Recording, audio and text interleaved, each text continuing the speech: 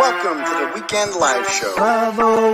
We run down the biggest stories of the week with you every Saturday night. Is where I'm from. Let us know in the comments right now where you repping. Where I'm from. 508 is where I'm from. Marshfield, New Bedford, Brockton, Malden, Tucsonville, Manchester, Hampton, Hubbardston, Quincy, Hudson, Garden, Hampton, Conway, New Hampshire, the Garden City, Agawam, Poison, Plymouth, Pittsburgh, Lake Kitty, Los Angeles. Cause we're ruthless, yeah, that's some true shit. You don't wanna mess with cheddar in this cup, we left you catch in the ambulance. You have a job? What do you do? Leave your clothes, buddy, and then we're scooping up your friends. 508, where I'm from. 508 is where I'm from. You lived, I'd come to your house, I'd sit outside, roast marshmallows right in your fucking yard. NFL on the house, come on, Let's get this party started, shall we? Hey, what's up, Turtle Riders? How's everyone doing tonight? Good, excellent. Welcome to the Turtle Boy Live Show, ladies and gentlemen. This is your host, Uncle Turtle Boy, they call me. You can call me Aidan, Clarence, whatever you want to call me. It doesn't really matter. Dr. Turtle Boy, you name it. Because if Joe Biden is a doctor, then I'm definitely a doctor. So anyway, folks, if you're new here, go ahead and smash that subscribe button for me. We do this every Tuesday and Saturday night promptly at 9 p.m. We also do a special stream on Thursdays, but you have to join something called Turtle Club for that. It's a premium members only thing. You can join in the bio below for $15 a month. You get access to the ad free on the website, as well as the Thursday night streams that nobody else gets. So you're going to want to go ahead and sign up for that. By doing that, you're supporting free speech, because we basically can't have any advertisers because they'll get harassed and bothered. And that's what happens when you keep it real on the internet these days. So yeah. Go ahead and do all that. Also, we do have an announcement. We're going to be starting doing some locals thing. I told you guys, we're going on locals, locals.com. It's kind of like a Patreon alternative, except they don't censor it all. So what I'm going to be doing from now on, because I'm trying to think how I was going to make that work. What I'm going to be doing with locals is the Tuesday and Saturday night streams. We are going to do the last so it's obviously free on YouTube and Rumble and all that stuff, but we're going to have a thing at the end. The Ask Turtle Boy segment of the show is going to be for locals members only. If you're in Turtle Club, you automatically are going to get a locals account. Like, you're automatically signed up for locals. But if you want to just sign up for the locals account and not do the Turtle Club, it's, I don't even know the number we're going to charge. It's not 15. It's gonna be less than that, but basically you get access to the Ask Turtle Boy segments of the Tuesday and Saturday night shows that nobody else gets. And yeah, basically it's your way of supporting Turtle Boy and keeping this afloat, because that's just the model it's got to be now, folks. You know, with the censorious nature of the interwebs, and particularly from these, woke liberals out there who don't want you to say the things that, you say. And so they contact your advertisers and they harass them, and the advertisers feel pressured and then they leave you. It's what's been going on with Twitter. It's what's been going on with everyone lately. So it's just the way it is. And so graciously appreciate. Oakley dokley. So we're just going to jump right into the show. We'll do some intros in a little bit after that. But would you say the FUPA mic is what? FUPA mic? So what's wrong with the mic? Is the mic bad? Can you guys hear me okay? I see one person saying the mic is bad. I don't want to go on if the mic sucks. Turn down the gain. I don't know what that means. Can you guys? It's good? Okay. All right, cool. It's fine. Excellent. All right, let's just jump right into it, shall we? All right, first blog up. I'm going to talk about, where'd it go? There it is.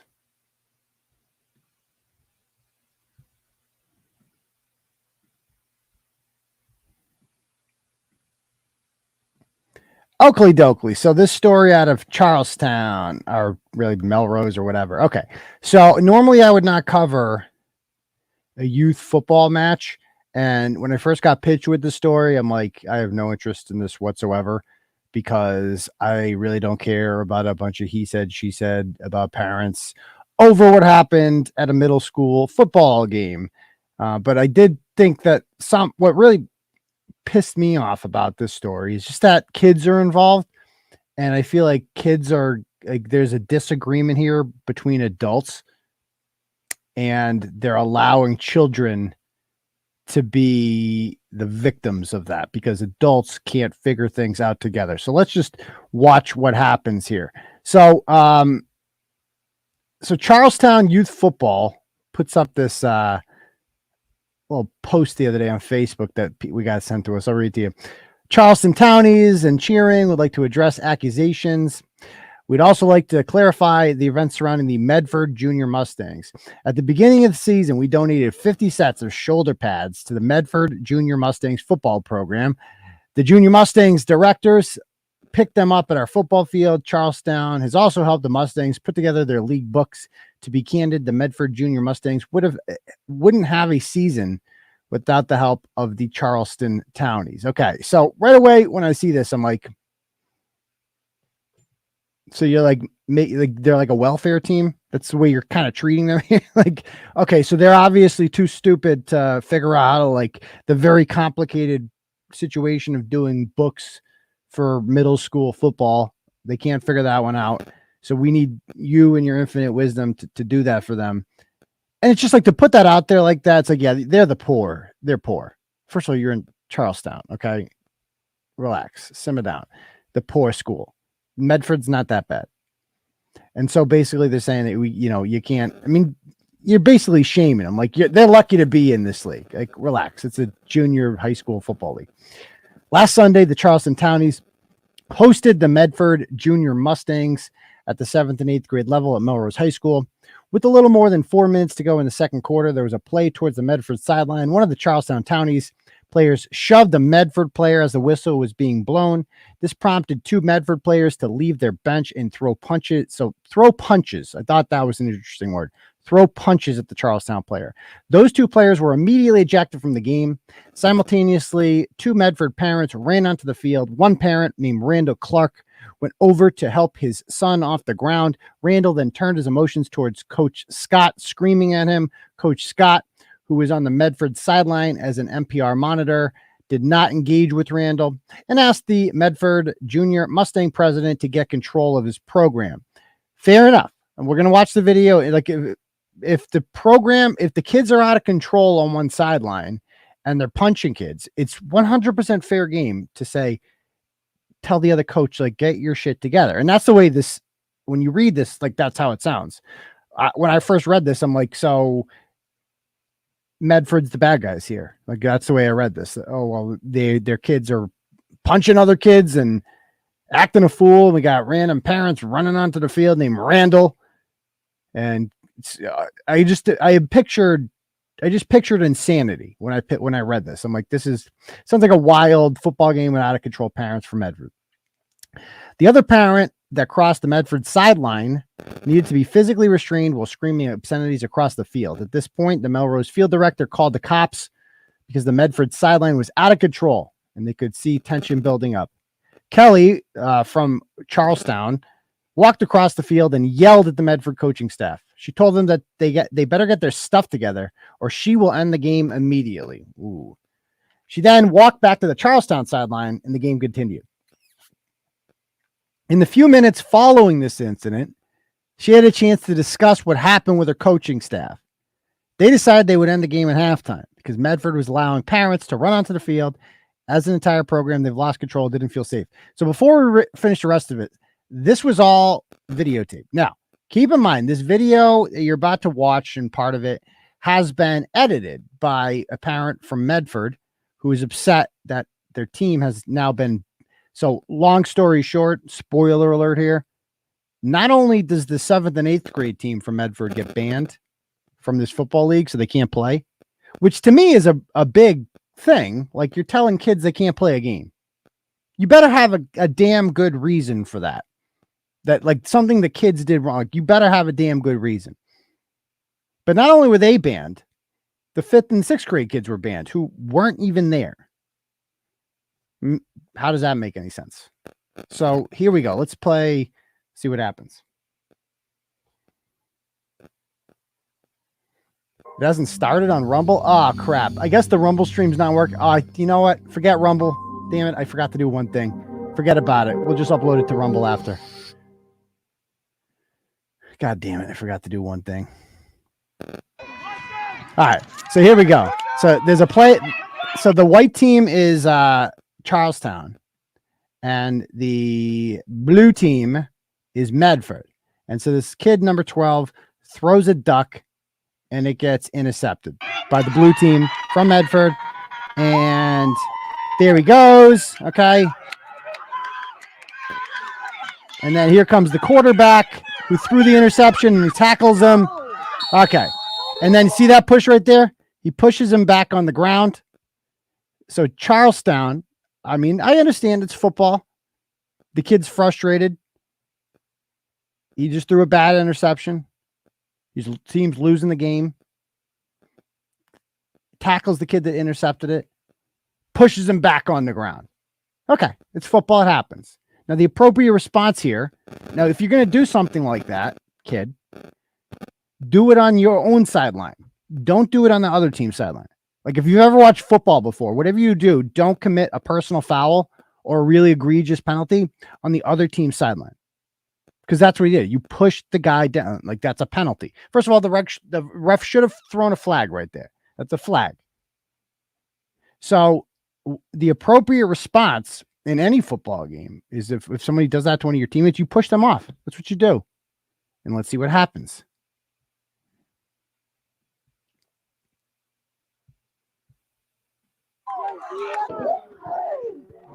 Okay, so 48 pushes him after he did that. After he pushed him back to the ground, 48 runs to his defense.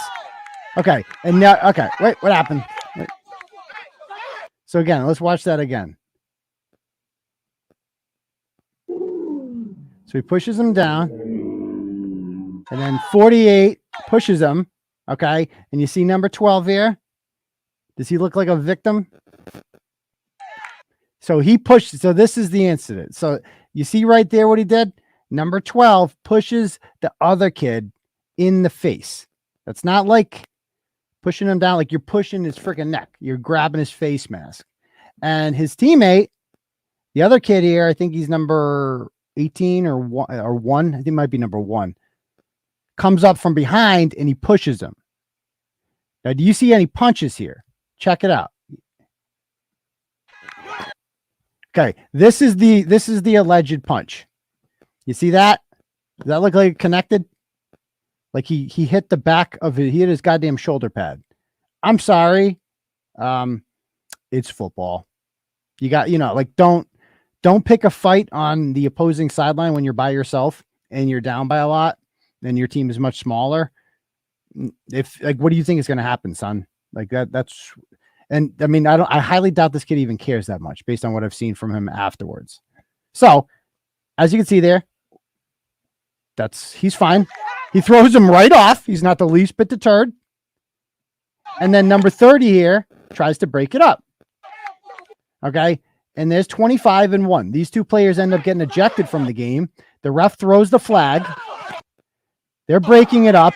This is a coach. I don't know if this is a parent or what, but every person from Medford here is doing the responsible thing. They are breaking it up. They're doing what they're supposed to do. That's one of the coaches right there. I called them the grizzled leprechaun.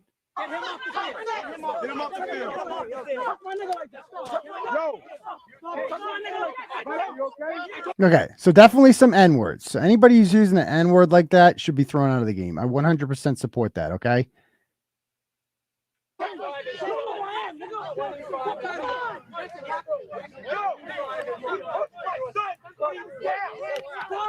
You hear this guy? He pushed my son when he was down.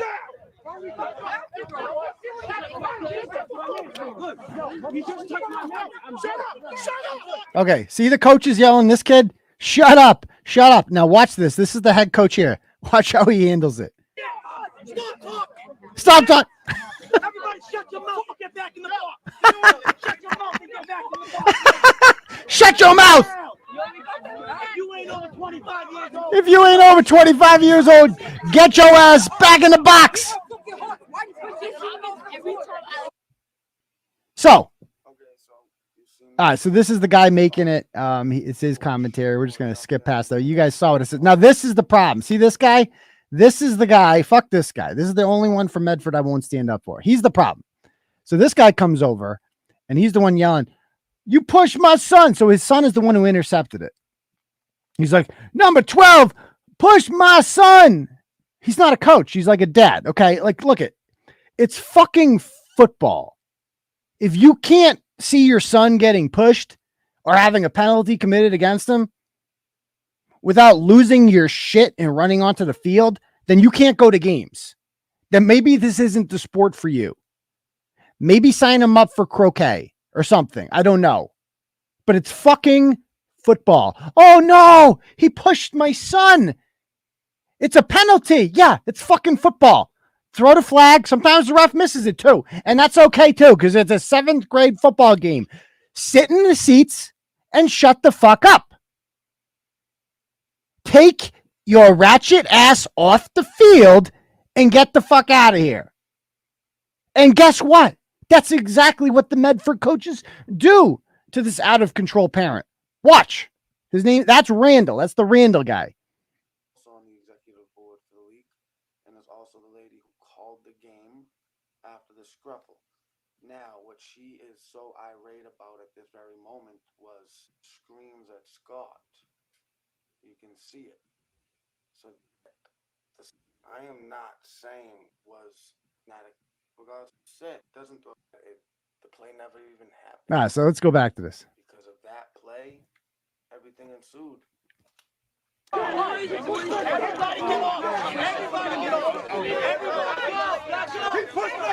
He pushed my son. Randall, get off the field, they say. Get off the field, Randall. There he is, kicking him off the field. Case closed. Case closed. Like, how can you possibly fault the team and the coaches for an out of control parent? So some douchebag parent came on the field acting a fool, and guess what they did? They handled it. So what do you want from them? I have one of the, I'm messaging one of the, let's see. There's the link.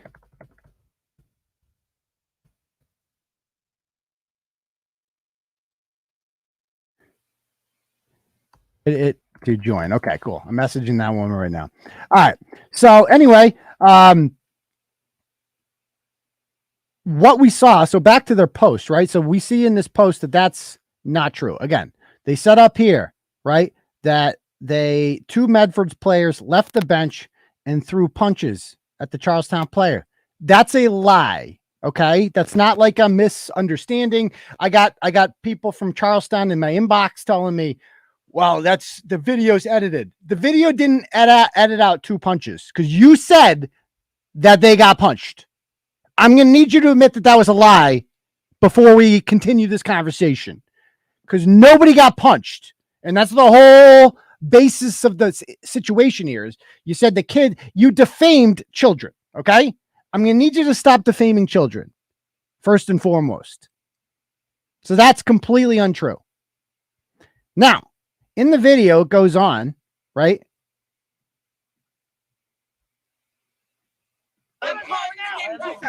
So they're threatening to call the game. You see that woman?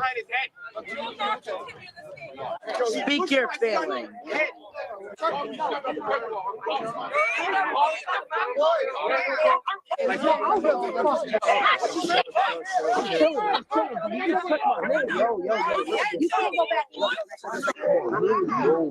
So I'm on the executive board. I'm a big shot.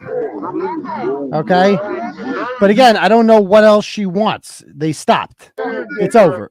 Go on to the next play. Stop.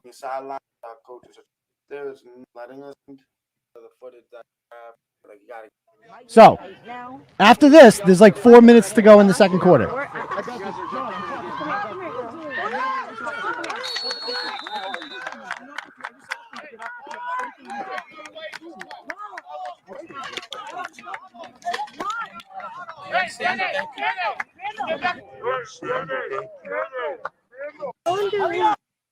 Anyway, it goes on for like 2 minutes. He fast forwarded there. So like this is the part they're saying is edited out. All he does is fast forward the last 4 minutes of this game to show you that like play continued. So if things were so unsafe, if this was such a safety issue, then why did you finish the game? That makes no sense. Why'd you finish the half? And so halftime, they call the game, and obviously it's not dangerous at all because they continued playing. And it goes on to say here that they go at halftime, the game ended as planned. The officials walked over, explained to them that this kind of behavior is exactly why officials are leaving in droves. As the fans were exiting the field, 5 cops, 3 Melrose field administrators, and 5 members of the Charlestown executive board monitored the exiting process, while the only Medford board member there was discussing the end of the game with his coaches. We have video that we probably will not release of why not of the Medford parents using the N-word openly, and an assistant coach for Medford threatening parents and football players. Again, where's the evidence of that? I see a video here. I don't see that. Kelly made her way to the car with several, I think they meant to say, football players. And as they were getting in the vehicle, they were approached by Randall Clark and 4 Medford youth football players. They literally held her door open so she couldn't close it while insulting her with obscenities and calling our players the N-word. So if this guy did that, if the parent did that, then ban him. Ban him. It's not that hard. Ban a out of control parent. Period. Like what? Like, so what else do you want? This kind of Medford behavior went on for about 45 minutes with no help from Medford staff to control the situation.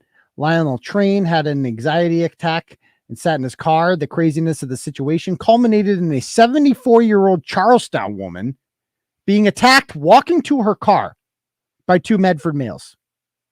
She was hit in the head, pushed against a fence, hit with keys, and pushed against the car. It stopped when a Charlestown coach was driving by and jumped out of his car. So let me get this straight, just so we're clear.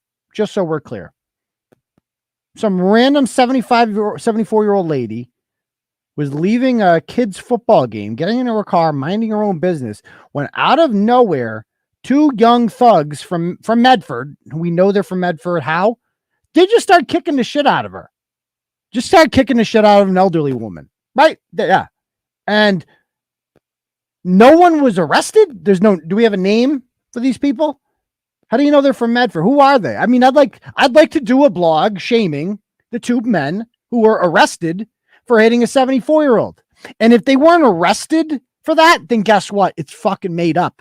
I will not fucking believe. You'd have to be so stupid to believe that 2 grown men could attack an elderly woman in a parking lot in the middle of the day and not get arrested for it. If you cannot produce for me 2 names of 2 people from Medford who were arrested for that, then you're a fucking liar. We've already proven that you're a liar because 2 kids did not hit any kid who started the whole thing, by the way, from that. So I got this one parent from Charlestown in the inbox. We might have a boomer situation here. I guess I need something else on my laptop. Can't be downloaded. No, you don't need anything. You just click the button. Okay. Like StreamYard, guys, for those of you unfamiliar with it, it's probably the most user-friendly streaming website that there is. You get the link, you click join, and then you're in. That's it. That's the whole process. You need an email address to get in. That's it. You don't even have to verify the email address. So you just click it and you're in. Period. So I don't know what's going on back here, but she's saying she can't get in. She goes, the issues were also on the stands with their parents. Again, I'm not looking for a back and forth in the inbox right now. I'm offering you, Victoria, a chance to come up here and talk about it since you were featured in the blog. Because as we see down here, I got the police report. They say there's another one. I'd like to see it. And by the way, this is the poor little 12-year-old. Poor number 12 that was started the whole thing and got punched. This is how we're supposed to feel bad for this kid. Look what he's writing on whatever, Snap Talk. Lil middle school beef. Dead dogs. Medford is fucking shit. N-words. Was trying to get crazy during the game and got his ass smacked. N-words. Don't want to see me off the field. Yeah, this kid's a real I feel so bad for this poor kid. I hope he's okay. This shit talking is crazy. Y'all not on shit, and that's on dead dogs. N-word stay chatting on I don't know what any of this means. I don't speak junior hood booger. I don't know what any of that means. But all I know is it's clearly not the words of a child who is the victim of anything. Stop telling me this kid's a victim. He's not a victim of shit. He's fine. He'll be okay. All we have here are a bunch of grown-ups, a bunch of adults who want to exert what little authority they have over children. They were older men and they ran to the car. Yeah. Okay. Let me try on my phone. Yeah. Give it a shot.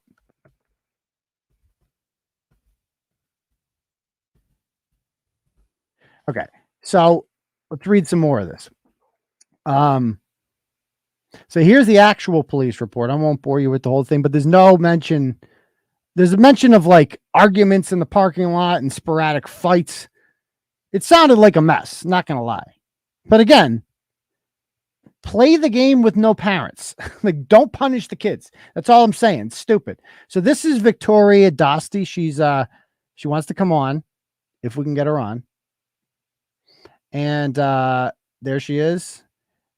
This is how we roll for our kids. Actions, no speaking. We make moves. Founded and directed by yours truly. This is how we roll for our kids. Okay. Now she is mocking the parent from Medford who put that video out all over social media. So she's saying things like, oh, we did stay classy. That's why we still have a season next year. Well, your boys will have to search for a new place to play because their parents fit. I mean, what kind of cunt does something like this? Who says that about kids? Ha ha, your kids don't get to play. Do you feel good about yourself as a grown-up? Like, do you feel good? Does that make you happy that children can't play a freaking game?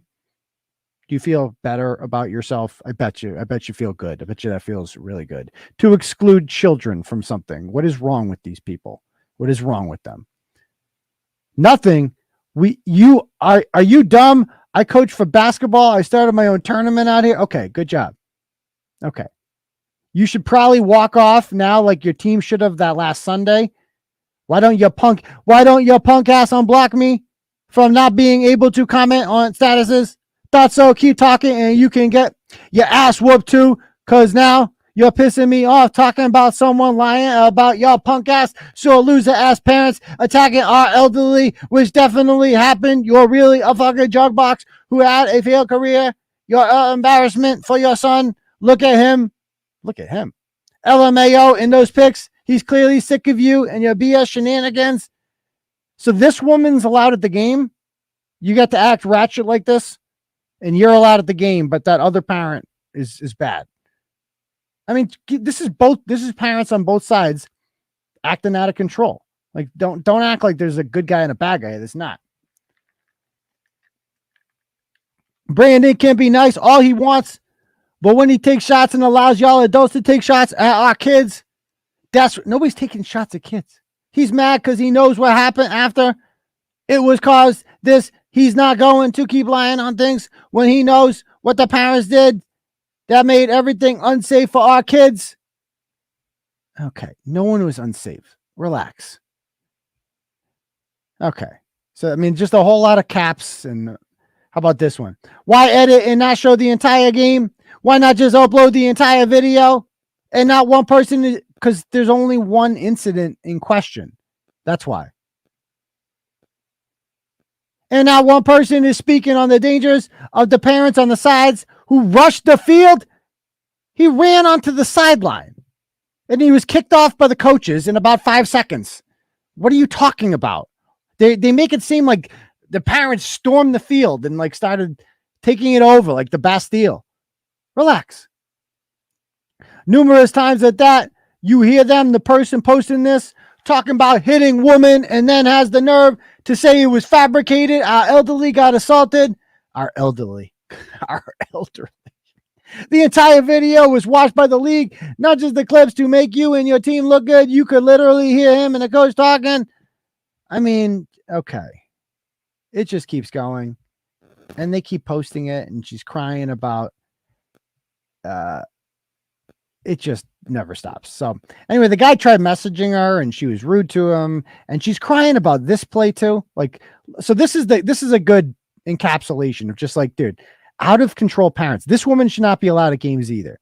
Watch this play. She complains about it. This big boy, I think number 76 or 71 from Medford. Watch this. Ready? Watch this. Pushes him. Yeah. It's fucking football. What do you think? She's complaining about that. That's called football. Have they not heard of football in Charlestown before? Let's go. Hit that like button, baby. It's really not that big a deal, lady. It's not that big a deal. You'll be okay. So let's see if I don't see her in the comments. So I don't know, Victoria. If you can't figure out how this works, it's really just pressing a button. I guess you don't want to come on that badly after all. Let me I'm going to send you a message from Clarence Woods Emerson. I guess I'll just try calling you on there. I don't know. I can try calling you on here, but you're going to have to answer my message. Oh, she can I messaged you on Clarence. Clarence Woods. I mean, I gave her like 30 minutes to figure out how this show works. She couldn't figure it out. Not surprising. She can't figure out how to take her caps lock button off either. But anyway, while we're the town elder, I mean, that's what it sounds like. You assaulted our elders. Why'd you bring your elders? Reminds me of Nathan Phillips, that fake Indian guy. Boomer World is insane. So I'm doing an interview on Wednesday with this attorney. I don't even know his real name. He goes by Merb on YouTube. He's I don't know if he's a Peter eater or what. He seems friendly with them, and that's how he's a regular. He's like their go-to guy when they ask legal questions or whatever. But he interviewed Lauren Laguna the other night, and I thought it was last night actually, and I watched it, and I thought I'm like, oh, this is fair. Like he allowed her to talk. He asked her questions. They talked about a lot of things, but they also talked about her situation with Krusty Panties and the allegations that she'd been making, because he obviously was unfamiliar with this. So I messaged him today and I said, I can clear up anything you want to talk about. And, I could probably better explain it than she can, because I got the documents and all that. Anything you need, anything you want, because I stand by everything I say. Also, I think there's this misperception in these YouTube streets that the followers of Krusty Panties, not that I care that much about their opinion, but they don't really know who I am and what I do, because their entire understanding of who I am comes from Kate's lies, her outright lies. And so they laugh at the idea. He's a journalist. Actually, I am. I mean, I've been credited by lots of major media outlets, including Boston Magazine last month, who did a piece on me for my reporting on Monica Cannon Grant. I've won. I was voted Worcester County's top news outlet, back-to-back years by the people. They voted us in. So I've got a pretty extensive resume when it comes to that sort of thing. So he obviously doesn't. I mean, he's from California, so he doesn't know who I am. And most of these people that follow her are not local. So if you were local, you would know who Turtle Boy is, but they're not. And so their understanding is that I'm just this guy who lies about everything, because that's the lie that she's fed them. And that's all part of her misinformation campaign to discredit me and the things that I'm doing. And basically when she does that, it makes them think, well, he must be lying about Kate too. So all this child abuse and child neglect allegations, it must be untrue, because he's just a liar. That's what she's told us. And I thought he was interesting because he actually listened. And I'm like, oh, so there are people in this community that actually listen. And he's going to listen to me. So he's going to do an interview with me on Wednesday on his channel. I'll have the thing for you. That it happens to be the day after Krusty Panties has her day in court. She has the Boston police filed a criminal complaint against Kate. Hold on one sec. Hold on.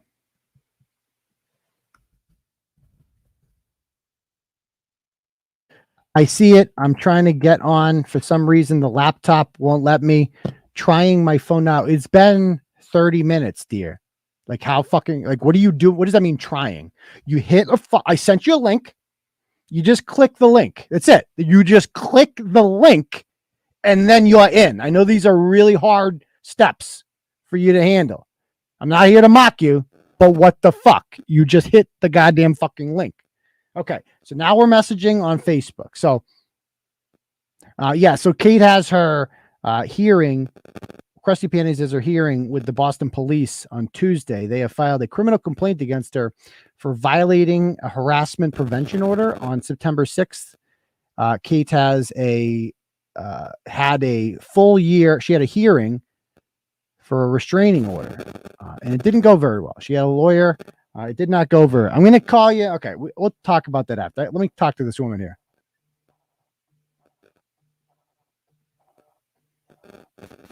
Hello. Hold on one second. Let me bring this up. Hold on so people can hear it.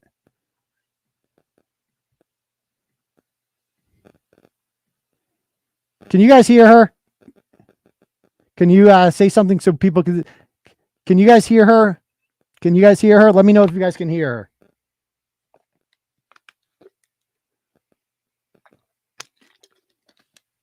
I want to make sure. Okay. No, they can't. So what happened with the StreamYard? The StreamYard won't work?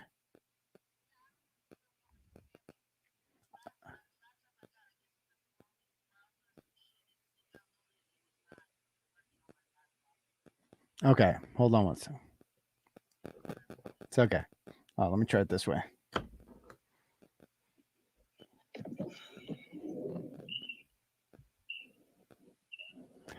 All right. So now people should be able to hear you. Can you say something now? So test it out so people can hear you. Can you guys hear her? All right. Can you hear me now? Can you guys hear her? Let me know in the comments. All right. They can hear you. Okay. So what did I get wrong on this blog? What's the deal? So for the most part, from what I've seen so far, as far as the game itself was correct. Oh. There was a scuffle, you know what I mean? That happens in football. Of course, my daughter's been playing for Charlestown her entire life. This was her last year. So I've been around for a long time and I know about football. You know what I mean? So obviously the scuffles happen, things happen.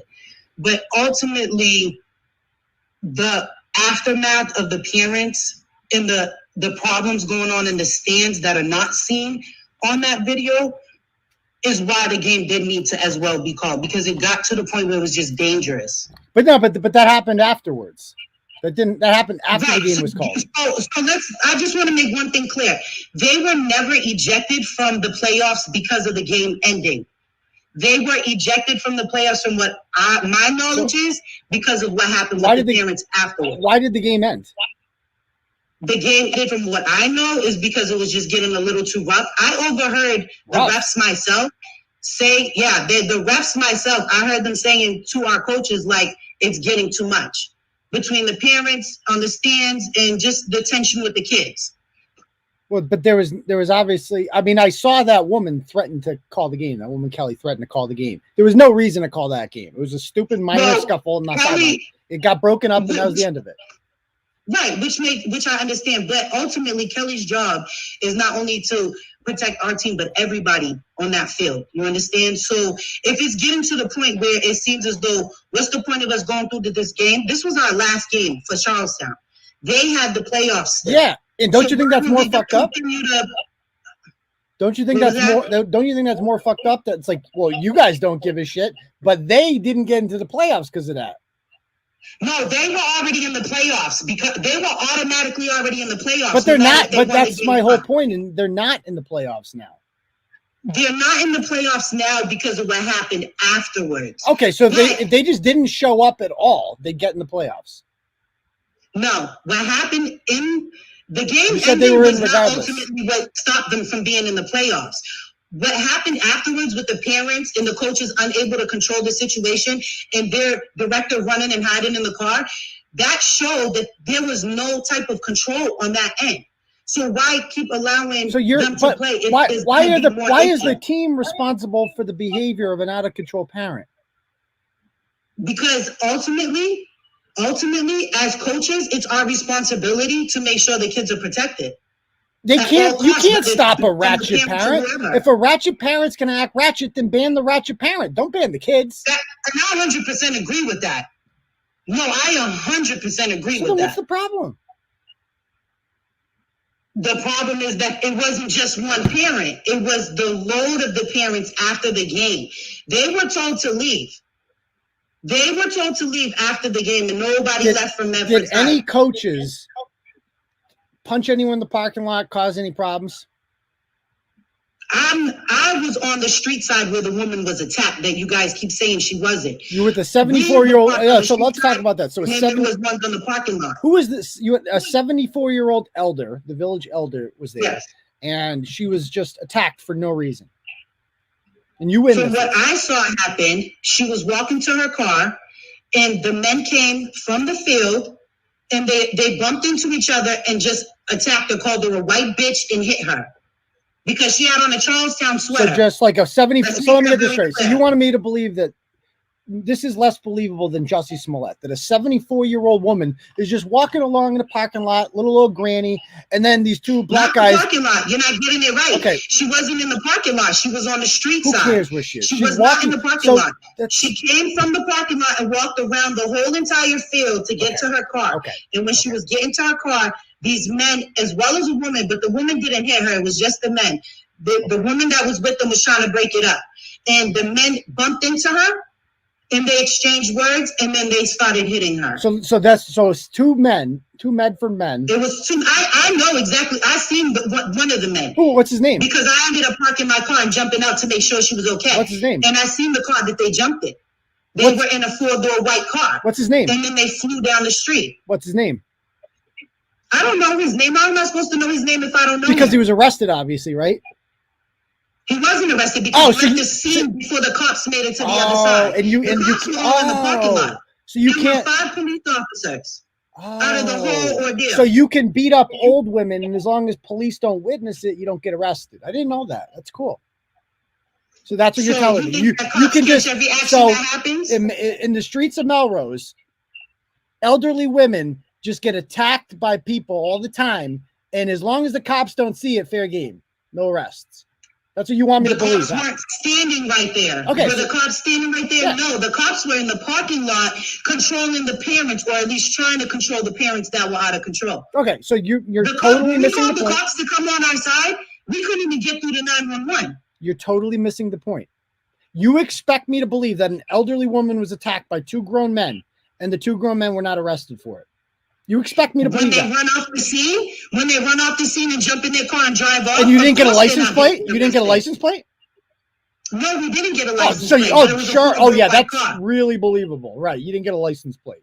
Yeah, really believable. You know, that nobody- we're gonna chase them across You know, the street to nobody get their license believes plate. that, right? When they Like, already flew across that- the street first of all, I'm after telling you right they now, beat on an elderly. I'm not retarded. That never happened. What you're saying, obviously. You're a little retarded if you don't believe it did happen. I mean, because at least I could. report. At least I could figure out how to get on StreamYard. No offense, talking about me retarded. Okay. Yeah, I know. Yeah. Anyways, Okay. you and your insults. Yeah. But at the end of the day, the parents were ultimately the price. That they're the reason why these kids are paying this price right now.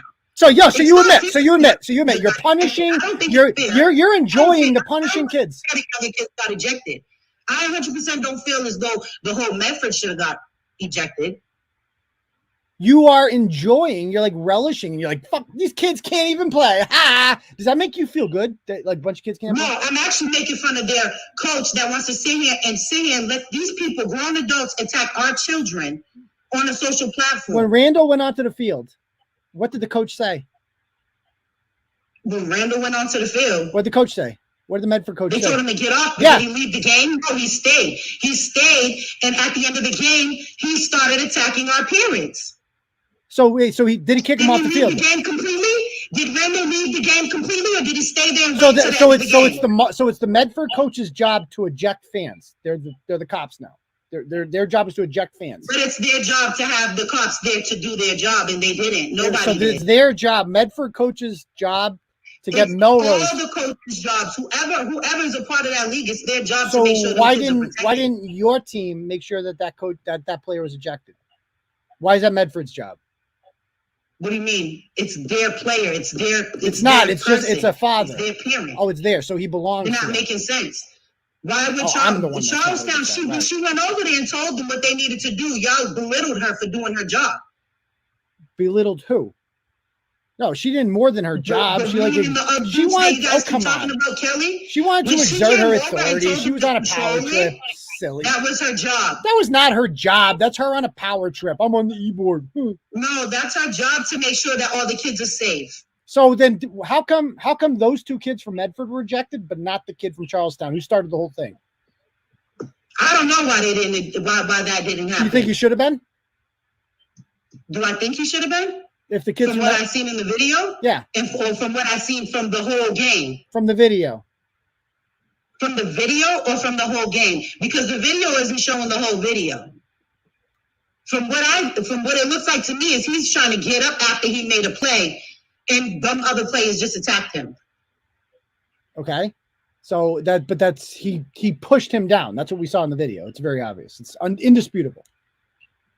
Okay, so then if that's the case, then he should have been ejected. But was he? No, that's not my call. So you agree the refs fucked that up. The refs fucked that one up. That's not my call. If he did do what you guys are saying that you think he did, is push him back down, then maybe he should have been, but he wasn't. So the players that ran in that weren't even on the field were ejected. Because they weren't even on the field. So they were on the sideline. Everybody stayed on the sideline. They didn't even go in the field. Everyone stayed on the sideline. That whole thing took place on the sideline. Yeah, right there on the sideline on the field. There were still people on the field as well. The incident of the pushing all took place on the sideline. Okay. Okay. But either way, let's go back to the assaulting of the 74-year-old woman. So you witnessed this happening, and you saw two grown men. I was driving off when what they look like? As I seen her walking around Can you give me a description of the attackers? Yeah, one of them was an older black guy, probably in his 50s, bald-headed. So 50. The woman that was with him had on cheetah print pants. And then there was another guy. I'm not exactly sure what he looked like because he was running off before I could see him. So a 50-year-old bald black guy, about how tall? Probably about 5'5", 5'6", maybe. Oh, big guy. He wasn't too big. Okay, so a 5'5", 50-year-old black guy with the woman with cheetah pants. And so he assaulted the old woman and the other guy hit her too? The two men assaulted the woman. Three men. The lady that was with them was trying to break it up. So it's three men now, not two. No, it's the two men. Okay. The two men. And then the one woman. And the woman was trying to actually stop them from attacking the woman, but they just kept on. Okay. And until our coach jumped out and our coach. You got Shorty McGee there. You got 50-year-old Shorty McGee there, the 50-year-old 5'5" bald black guy. What does the other guy look like? Well, my mother described him as he had a lock. He had locks. My mother? And he was a little bit younger than him. He wasn't as old as the guy the first one. My mother? What's your mom got to do with this? Because she was there as well. So your mom was all there. All there. And you both witnessed. So there was multiple people who witnessed two grown men assault an elderly woman, and not a single one of you thought it would be a good idea to get their license plate before they drove off. Because where they were parked, they had to run through the intersection and across the street to get into their car. And I chased them across the street. But I wasn't running through no intersection and getting hit by a car because of the license plate. Oh, okay. There are cameras. There got to be cameras in the intersection. Okay. So you called the police when this happened, correct? You told the police? We tried to call the police and it wouldn't go through because there was so many calls being called. Okay. Because of what was going on in the lot. So what you witnessed, when we finally got through is when the cops walked over and took the incident report probably 10-15 minutes later. And you told them that you saw what you just told me, that you saw two grown men assault a 74-year-old. We all did, and they didn't. And the police barely took anything from anybody. So the Melrose police are just cool with people beating up the elderly. That's what you're telling me. No, I'm not saying that. But at the end of the day, there was only a limited amount of police officers there. There were only 5 officers throughout the whole ordeal. Okay, but like obviously a 74-year-old woman getting jumped would be kind of like high priority for them. No? Yeah, I believe so. I would hope so. Doesn't sound like it. Sounds like they were just like, whatever. Sounds like they were just like, oh, well, sometimes old women get beat up. What are you going to do? No, I'm pretty sure this is an ongoing investigation from what I'm being told. So have they narrowed down their suspects? I'm not sure. I don't know anything about that. We should find these guys. Because this sounds serious. They should. They definitely should, because what happened was not okay at a kid's football game. So why should the children of Medford be prevented from playing football because some 50-year-old 5'5" guy attacked the 74-year-old woman after the game? Why should the children of Medford? It's not just about the attack, and that's something you're not understanding. Okay, these parents were out of control. Mm-hmm. They were verbally assaulting these children, calling them pussies, telling them they're bitches because we ended the game. Okay. We have grown men with bruised egos, and I called one of them out, and the girl in the comments, Larissa, made it very clear she knew exactly who I was talking about, and admitted that he was over there assaulting our kids verbally and trying to physically. You understand? So it got to the point where these grown men are basically now at this point trying to attack our kids and us. Why would we continue to have this game going on, or why would we continue to stand there and let it happen instead of just removing our kids from the situation? Ultimately, the game is not to come and fight with the parents, right? The kids are to be playing. It's not the parents' game. Yeah. So when you got grown men ready to jump over the stands. Thank you. So then let the kids play. Why are you the parent telling kids they can't play? Well, I feel as though, and this is what I've been saying from the beginning, I don't feel as though, and I'm not on the league, so I don't make the calls, right?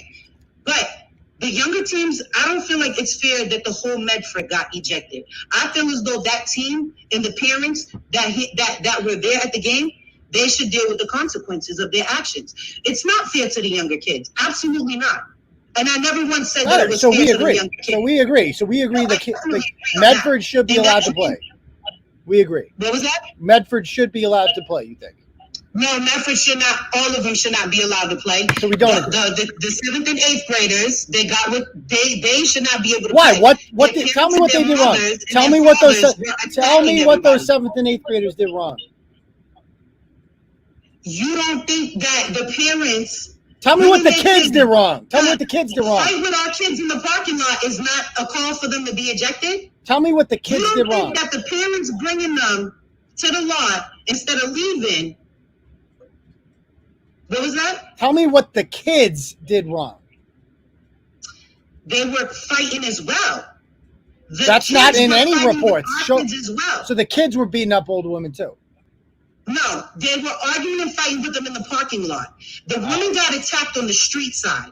So not on the parking lot. This is new. Your story's changing now. Now the story's changing. Because that's not in any police report. No, it's not changing. It's been the same since the beginning. No, actually, it's not. She was not in the parking lot. She walked from the parking lot and came to the street side where she was parked at. The attack happened on the street. So no, but what kids? What did the kids? So before, kids actually attacked people at the park. The kids were arguing with each other and fighting with each other, and the adults were egging them on in the parking lot. Okay, so instead of leaving like they were told. So the Charlestown kids and the Medford kids were arguing with each other. But the Medford kids were supposed to leave. The Medford parents were supposed to leave. They were told all to leave so that Charlestown could wait and then leave. Okay, so the parents didn't do what they were supposed to. The parents didn't do what you told them to do, so the kids have to be punished. So you don't think that their leadership as parents is ultimately the cost of what happened? No, you know what I would do? You know what I would do as a normal human being in this situation? I would say no parents at the next game. I agree. I'd probably say the same thing. So the 7th and 8th grade kids get to play, no parents. Mm-hmm. Problem solved. Which probably would have been that would have been okay. I think that would have been a decent thing, but I'm not on the league. That's what I'm here to do. So come up with a decent compromise. What they had to do to let the kids play. So you with me. Let the kids play. No parents. Let the kids play. But do you understand that the season's already over? Like the last game is tomorrow, and that's let the kids of Medford play tomorrow. Let them play. Free my boys from Medford. Let them play. But do you not understand? Medford kids, show up with your pads tomorrow. Show up with your cleats. You guys are playing. You're bumping out, stone them. That's your seed. Sorry, kids. Go back home. You'll be okay. Eat your cheese sandwiches. The children of Medford get to play football tomorrow. So let me ask you this, though. Let me ask you this. You don't think the parents should have did that the last game? What? That's kind of English. Like, I don't understand what you're saying. You don't think that the parents should have just walked away on Sunday knowing that their kids were going into the playoffs and just ending it there? Sure. I think that if what you're saying is true, the parents should have walked away. Yes. They should have just went like they were supposed to. But yes, this is what ultimately was the problem. The fighting and everything else going on was unsafe for everybody. Okay, so again, agreed. Parents acted badly. Kids shouldn't be punished for it. We agree. I don't think that the younger kids should be punished. No. The 7th and 8th grade kids. The 7th and 8th grade kids should not be punished. They should, because they all were. We were just made progress 30 seconds ago. 30 seconds ago, you should. All the league, the whole Medford should be out. But I feel as though the 7th and 8th graders need, and the parents have to deal with their consequences. What did the 7th and 8th graders do? They did nothing. They were all fighting at the end of the game. With Charlestown kids. It takes 2 to tango. It does take 2 to tango, but when you're told to walk off the field and leave, why weren't they leaving? Because they're 7th grade. Because they don't have fucking driver's licenses. Because they're 12. Because they're fucking 12. Because they can't take an Uber. What are you talking about? If the parents had the kids on, then that's the problem. Oh, so okay. I gotta go. I gotta cut this short. Thank you for coming on. I bet you do gotta cut it short because you're not making sense. Yes, buddy. I'm the one that's not making sense here. Right. Yeah, y'all not making sense. You don't got the full story, but it's all right. All right. Have a good night. Go Medford. All right. Bye. All right, Clarence. Nice knowing you. Nice knowing you. Okay. I couldn't go in circles anymore. I couldn't do it. That just kind of proves my whole point there. This is not about this is about egos of parents that just get in the way and kids are getting harmed. Now, this is why I don't do youth football. I watch that. I'm like, nope, we'll stick to soccer in this house. I'm not getting involved in that ratchet ass world. No, thank you. But anyway, guys, real quick announcement. If you guys enjoyed the program and you'd like to contribute to it, we do have a donation button. I don't have a freestyle, but you can click on the link at the top. Pinned to the top, it's called Turtle Chat, and when you click on that, you can donate whatever amount of money you want.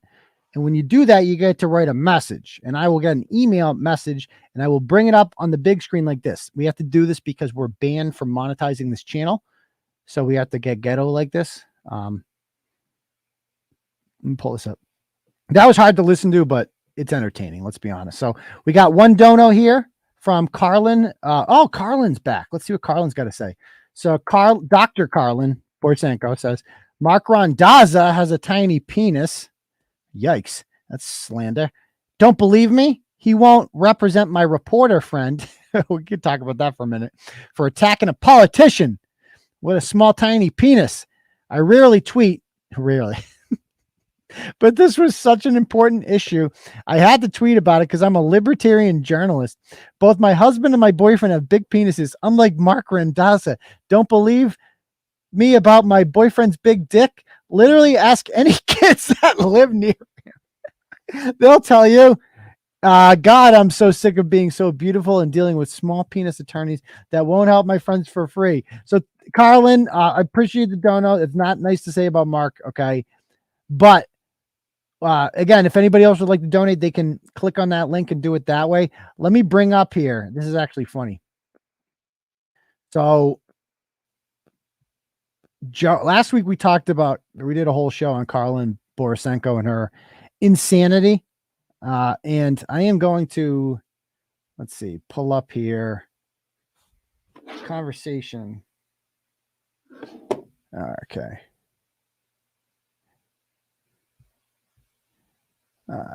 Pull it up. This tweet beef that's been going on here because it's absolutely hilarious. I see Marc is in the comments. So let me bring up the tweets here because I woke up to this yesterday and it was so delightful. Okay, so this is how it starts. You're unable. Did Karyln make her thing private? Oh, no. Okay, she didn't. All right. So. So she wrote, what's this one? In other news, Marc Randazza is serious next level asshole, she writes. Okay, so why did she say that? Well, he goes, sweet, I leveled up. And she goes, own it. Like, if you like, dude, but I saw that letter you sent Joa, and I've never seen such an obvious confession of a man admitting he has a small penis. Some women like tiny dicks, Marc. I wish you luck finding one.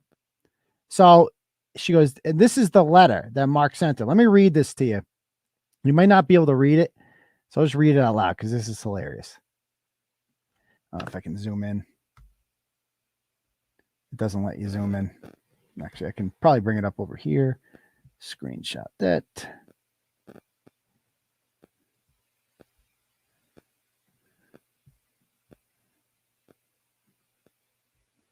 Actually, can you guys read that?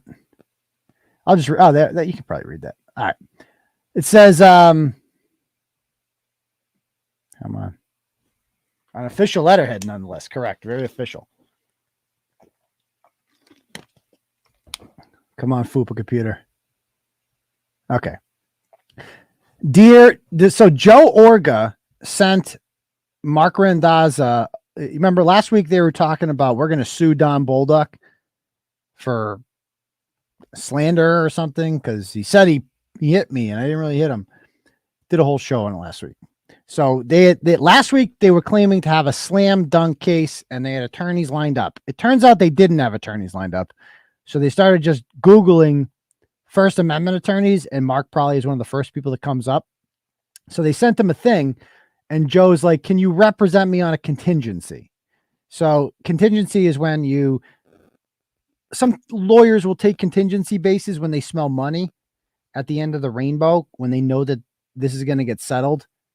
And they're like, yeah, sure. Because your time is the most valuable asset that any human being has, let alone an attorney. Your time is even more valuable because you get to charge hundreds of dollars an hour.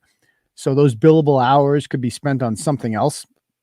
And Marc has a $2,500 consultation fee too. And not all attorneys have that, but he does. Because again, your time is valuable. And if you're going to pitch something to him, it's got to be worth his time. You know, he could be spending that time working on other stuff, whatever. And so Joe doesn't like that, which is fine. You don't have to pay that. Go to another attorney then. But Joa expects these people to do it for free, apparently, because he's got such a slam dunk case. And so Marc writes this letter in response. I'm sending this letter on behalf of Randazza Group PLLC to formally decline to represent you in your matter against, I assume that's Don Bolduc. You have indicated that you wish to be represented on a contingent basis and that you are upset that we have sent you a consultation agreement that requires payment for the consultation. In fact, the word you used was insulting. You stated that we needed to take your case, quote, more seriously. And you also informed my paralegal that your friends are, quote, really smart. Okay, your friends are really smart, and they advised you to not sign our consultation agreement. You're really smart friends. Doctor, she's a doctor, guys. She's really smart.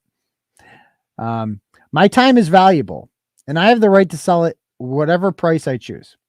We are not communists, and we are not slaves. We get paid for our work. When we choose to take a case on a contingency, that is because we are motivated to do so for numerous reasons. None of these reasons are, quote, because my friend said you should. Part of the purpose of our consultation process, which we have carefully developed over time, is to screen for clients that we anticipate would be nothing but a pain in our ass. The screening process has done its job here. You could tell your smart friends that means we don't want to represent you because you're afraid, because you're already a pain in our ass. Congratulations on somehow finding friends, though. To whatever extent you may have a case, a subject upon which I am rendering no opinion, you should take it up with another lawyer. You should do so without delay because you might have a statute of limitations or other deadline for your claims. If you have one, you should make sure that any advice you get is from a lawyer and not from a really smart friend who I can already tell are idiots. I do not want to represent you. My offer to consult with you is revoked. I want nothing to do with you. Please take comfort. I have taken your matter, quote, more seriously. This letter is the result. That is the greatest rejection letter I've ever read. So that That was hilarious. And so that's the thing that she was talking about. And she doesn't like this. Karyln doesn't like this. And so Karyln responds. Let's see. Oh, so here's Joe. Let's see what Joe has got to say. So there's a thing you get. Let's bring up Joe's whole Twitter over here, breaking the flaw.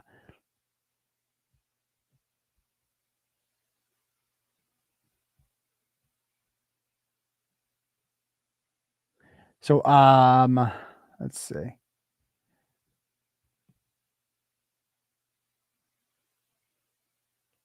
So he says defamation is a false statement, he says to Marc.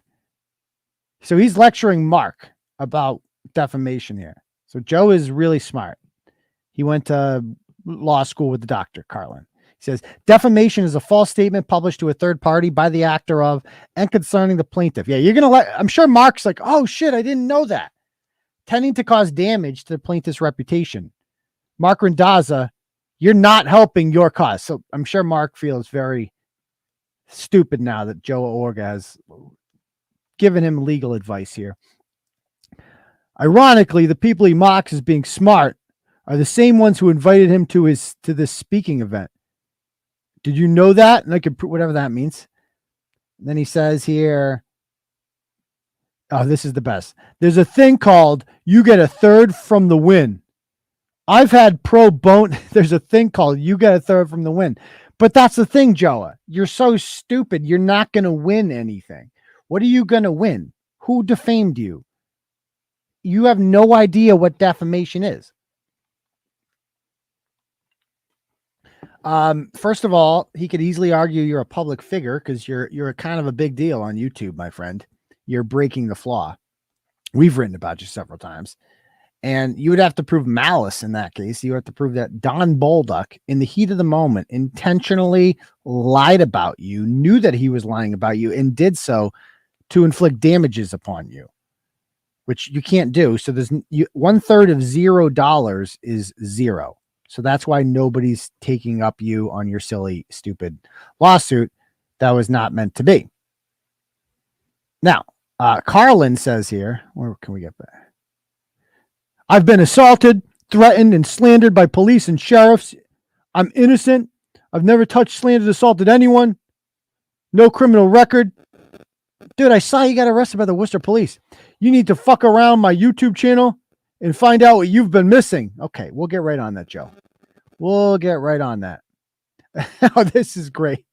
This guy goes. Okay, let me pull this up here. Aidan knows more about that. I do. I'm pretty skilled. I mean, I've learned from experience, unfortunately. It kind of sucks, but so we got down here. Joey says, glad Marc is a terrible lawyer. It's like, then why are you so mad? Like, so why did you reach out to him then? Okay. Not exactly sure. A $2,000 consultation fee is absurd. It's absurd. 2-minute synopsis of events should be heard. Should be heard says who? It's not your time to decide. I've done this before. I've won many times as well. What lawsuits has Joe Orga ever won? Did I miss that one? I'm from Rhode Island and have a good court record for winning. Rhode Island is very corrupt. Okay. Excuse me. My consultation fee is $2,500. Don't want to pay for it? Go find a more modestly priced lawyer. You want to talk to me about a plaintiff side defamation case, conflicting me out of the defense and not pay for my time? Fuckest thou. Joe says, I felt it was worthy of listening. You twisted my call back and sent a nasty letter. You should be ashamed of yourself. He's like, oh, you're the actual guy. Oh my God. Have you ever seen the footage of freekeen.com? You may reconsider. And Marc says, oh yes, I agree with your politics. I just don't like you. I don't like your friends. I don't like your face. I don't like how annoying you are. I don't like you. I wish you well. I hope you have a wonderful life, but with me having no part of it. Okay. And somebody says, this is a major lesson that the libertarians need to learn. You can't be boosting and banking on hideously unlikable people. Exactly. Like unfuckable, I would add to some of these people. Just hideous looking creatures. Where's the part where Dr. Karyln talks about small penises and shit? She had one rant on here. She was just going nuts. Let me see Dr. Karyln. Where'd she go?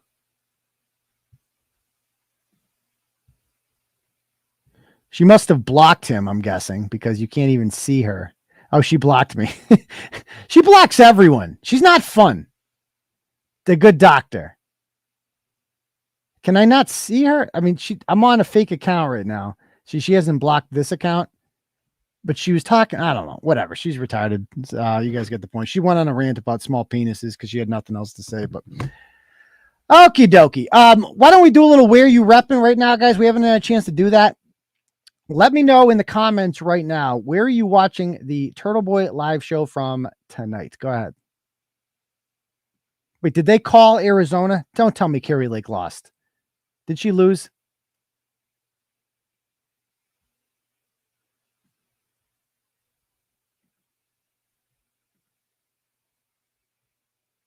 As of Saturday night, CBS estimates the race for governor is a toss-up.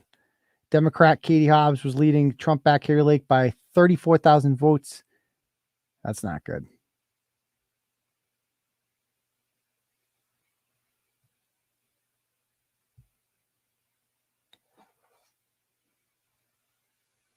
All right, let's see where people are from. Brockton's in the house. Malden, Dudley, Baltimore, Scituate, Tucson, Nashua, Attleboro, Manchog, Naples, Florida. Dudley's in the house. Union, New Jersey's back. Malden is here. Brockton, Hanson, Mattapan, Mashpee. Oh, wow. They called the Nevada Senate race. Unbelievable. Boston, Auburn, Glendale, Arizona. Cape Peter's Mine, rent-free. Brookline is in the house. Dudley, Hudson, New Hampshire. Bob Murchison's spare bedroom since his wife did leave him. I forgot about that. Tucson Turtles in the house. Westwood. Vegas is here. Danvers. Okay. You know what? I do that whole goddamn, the more I think about it, the more upset I get. Katie Hobbs did not debate Kari Lake, wouldn't debate her because she was scared because Kari Lake would eat her for lunch. And she hides behind this whole, well, she's an election denier, so I can't give her a platform. Bitch, she's your opponent. She's your opponent for governor. Enough of this is the leftist tactic that's becoming mainstream now. It's just like, well, I don't have to talk to you because you're beneath me and I shouldn't even be listening to your crazy ideas because that's feeding into them. That's platforming you. No. Enough of that shit. And this is a trend now. Debating was the most important part of a campaign until mail-in ballots started. Like probably 90% of the people who voted for John Fetterman did so before that disaster of a debate with Dr. Oz. A disaster of a debate. And it's no longer about a campaign season or anything like that. It's no longer even about voting. It's just about ballots. It's about ballot harvesting. It's about and when you think about it, it can only favor Democrats because people are like, well, Republicans should embrace mail-in voting. What? Okay. So I'll vote by mail instead of by voting in. How does that help? My vote, I still get one vote, right? How does that help me? No. You know why this works out for Democrats? Sunny Huston, whatever the hell you pronounce her name, on The View the other day, she admitted that she filled out, her son does not live with her, but he's still registered at the address. So she's like, yeah, I called up my son and I filled out his ballot for him and I sent it in. I guarantee if her son was like, vote for Republicans, she wouldn't have done it. So you admit that this is cheating. This is fraud. Like you're voting for someone in someone else's name. You couldn't do that in the polling place. You couldn't go and vote, but you can do it from home. This is ridiculous. All this is doing is getting normally apathetic people who are just not going to show up on election day because they don't give a shit, which is their right. You have a right to not give a shit and not vote. Our elections are so close that they should not be decided by people who don't give a shit. I'm sorry. Call me crazy. If you don't give a shit, that's your right. Please don't vote. Please don't vote. But now entire households now, where let's say 6 people live in a house and only one of them was intending on voting. Well, now that head of the household just going to fill in the other 5 ballots because they're goddamn mail-in. And you just fucking mail them in and you get 6 votes. This benefits Democrats because it's easier to canvass and go picture going into a nursing home and just giving them all ballots, right? In an urban area, people live more closely together. Picture going to a high rise in the Bronx or something like that. In New York State, where the governor's race is going to be really close, and just handing out ballots to everyone. Here you go. Self-addressed stamp, mail them in. You can't do that in Republican areas because Republican areas are rural and we live farther apart from each other. So it's impossible to ballot harvest in red areas because what am I going to do? I'm going to drive from one farm to the next and go around collecting these ballots? No. That's not feasible, but it's so easy to ballot harvest in urban areas. So it no longer becomes about the campaign. The debates don't matter anymore. You have months to get these mail-in votes in. And so you just have people out there making sure that people just vote right now. Here's a ballot, vote right now. Send it on in. That's fucking insane. That is insane that we're allowing this to happen. Every Republican state legislature, this should be the number one thing. Georgia's state legislature is entirely controlled by Republicans. Outlaw it. Ban it. It's just that simple. You can make any law you want. Florida banned it. Just do everything Florida does. Just ban it. Pennsylvania, Wisconsin, their legislatures are controlled by Republicans. So just ban it. Period. Ban it. Get rid of it. It's that simple. There's a reason that they want the mail-ins. It's because it's going to help them. I mean, now you can call it cheating or not call it cheating. But it's obvious that they're like Republicans should embrace mail-in voting. We can't. I mean, we could do it, but that doesn't help us. Because if I mail in my ballot or if I go into the polls and I fill it out, it counts the same. But harvesting ballots and getting people who would not normally be, to vote, to actually vote this time is so much easier in urban areas with mail-in voting. It's so stupid. It's so stupid. And we're losing by razor-thin margins. Adam Laxalt, if he loses it, he's going to lose by a razor-thin margin. Kari Lake's going to lose, by the way, to that woman who didn't do anything. Anything. So we got a problem here, man. We got a problem. Okay. So again, thank you guys. Again, anybody wants to donate, the Turtle Chat is linked above. My Cash App is $ Uncle Turtle Boy as well. I got another dono here from Alex. Let me bring it up. I like going in person too. It's cool going in person. I like doing that, So Alex just sends $20 and says, "Love you, Uncle." Thank you very much, Alex. I appreciate that. Hey, we got gift cards. Harvesting ballots? No. Do you know what that means? I mean, of course there's harvesting ballots. Like all that. I don't know if you know what harvesting ballots means. You just go around and you collect ballots. You give ballots out, mail-in ballots out. You have people fill them out and then you collect them. It's delivery, not DiGiorno. It makes it so much easier. And Democratic controlled political machines dominate major American cities where people are, again, close together. And that makes it easier to do this. There's a reason that all of a sudden you guys just started winning everything by razor thin amounts. Just started happening out of nowhere. This never happened before. And every single time it's like this. Like 2 straight elections we've had like this. Where Republicans are winning, looking good. And then all of a sudden, got a couple more bags here of the mail-ins. I wonder how those are going to turn out. Oh, shocking. We've yet to have a bag of mail-in votes benefit Republicans. It's never happened before. Weird. Weird. I haven't seen any proof. You want to see fucking proof? Let's show you proof right now. How about a confession? How about a confession? Sonny Hostin. I'm going to show you proof right now. How do you spell this woman's name? I don't even know. Is it like the... Okay, Sonny Hostin. Okay.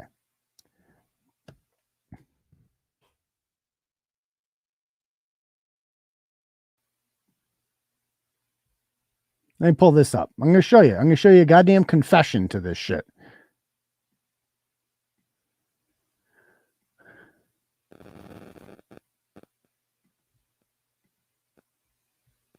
Actually, people put that phone down, girl. God bless you. It's my son, who, by the way, wanted to make sure that his absentee ballot was that I did that, and I had trouble actually voting for him absentee ballot today, and that made me very concerned. It was the first time I was told to put it in an orange bag on the floor, and the orange bag looked to me like a Target bag or something.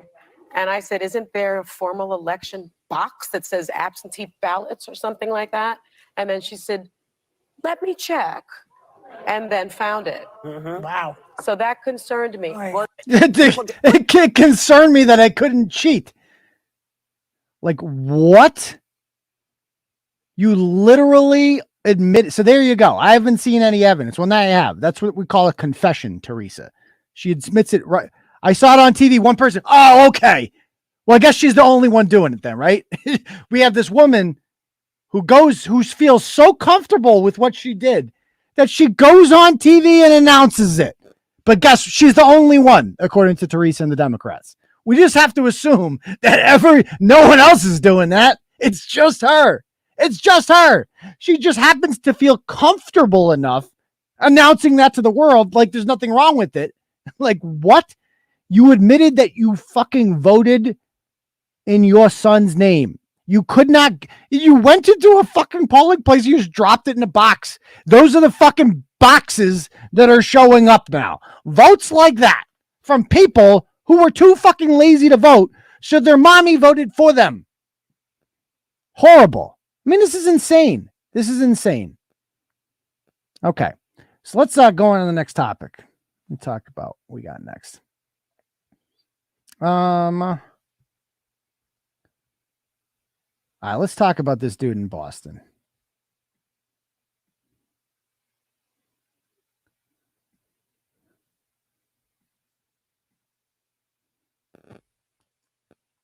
So this is James Lambert. He is a social justice advocate from Boston. There he blows. And there's some nice things. Ready to go. Night, N-word. Okay. So Boston City Councilor Tania Fernandes Anderson announced on her private Twitter account that this bootleg reading Rainbow, he does look like him, would be joining her staff as chief of staff, and that he's a wealth of experience from fields of education and civic engagement. Now, if you recall, this is the woman we're dealing with. Everyone is redeemable. I look forward to working together with you.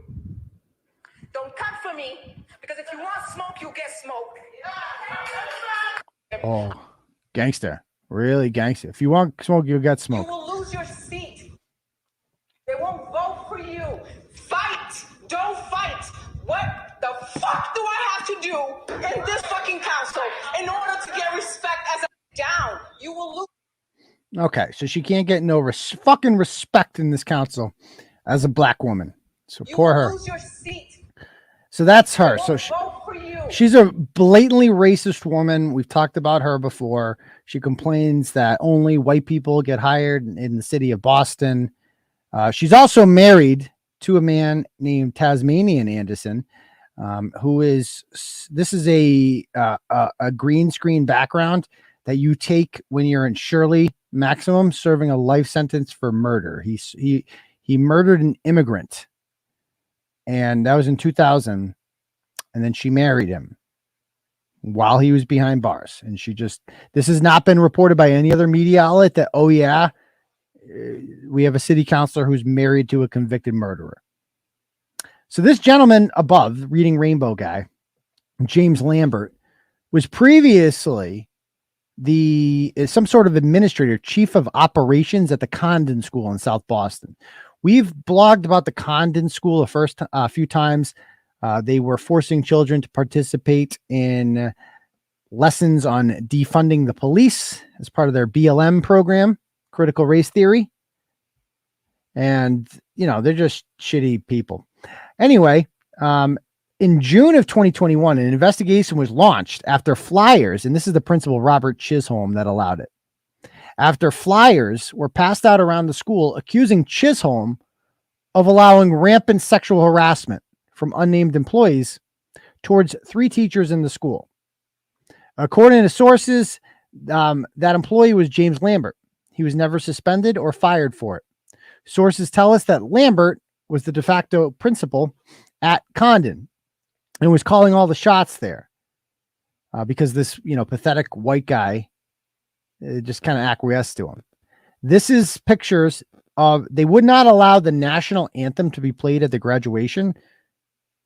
But they would allow this because that's racist. Obviously, the American flag is racist, but they'll allow BLM propaganda, and that's fine with them. That's fine. Now, a couple teachers there, so it got worse. In July of 2021, Lambert gets cleared of the sexual harassment allegations, even though they substantiated one instance of sexual harassment. I guess you get 3 chances. I don't know. Then in April of 2022, at the Condon School, a live .45 caliber bullet was found in a school bathroom. And they didn't call the police because fuck the police, basically, is the view of the police at the Condon School in Boston. Around this time, Lambert began to seek revenge on the teachers who complained about him. According to sources we spoke with, he began to label his accusers as white supremacists, and soon afterwards, a flyer with the swastika and his accusers were posted around the school. And so there's the flyer that Lambert printed out. So these reports did gain media attention, prompting Lambert to respond on social media by posting a video of some sort of bizarre struggle session where Condon staff members, including himself, read off a teleprompter about how they are being unfairly labeled. Check this out. Tell me this is not fucking dystopian. We are the Condon staff. We represent the voices that have been fighting the true struggle with racism from within these walls, within this community, within this district. Historically, we have not been a school to practice transparency. We lack the will, courage, and means to tackle things directly. We have made a commitment to the work the district has asked of us. Once we began our journey, we were quickly met with resistance and hatred. Hatred from fellow staff, resistance from the district, and dismissiveness from the community. We have chosen to share our truth, to no longer wait to be handed a mic. What? To disrupt a system that abuses its power to harm and belittle our community. The recent narrative presented in the media and by city councilors portray our student community as violent and damaged.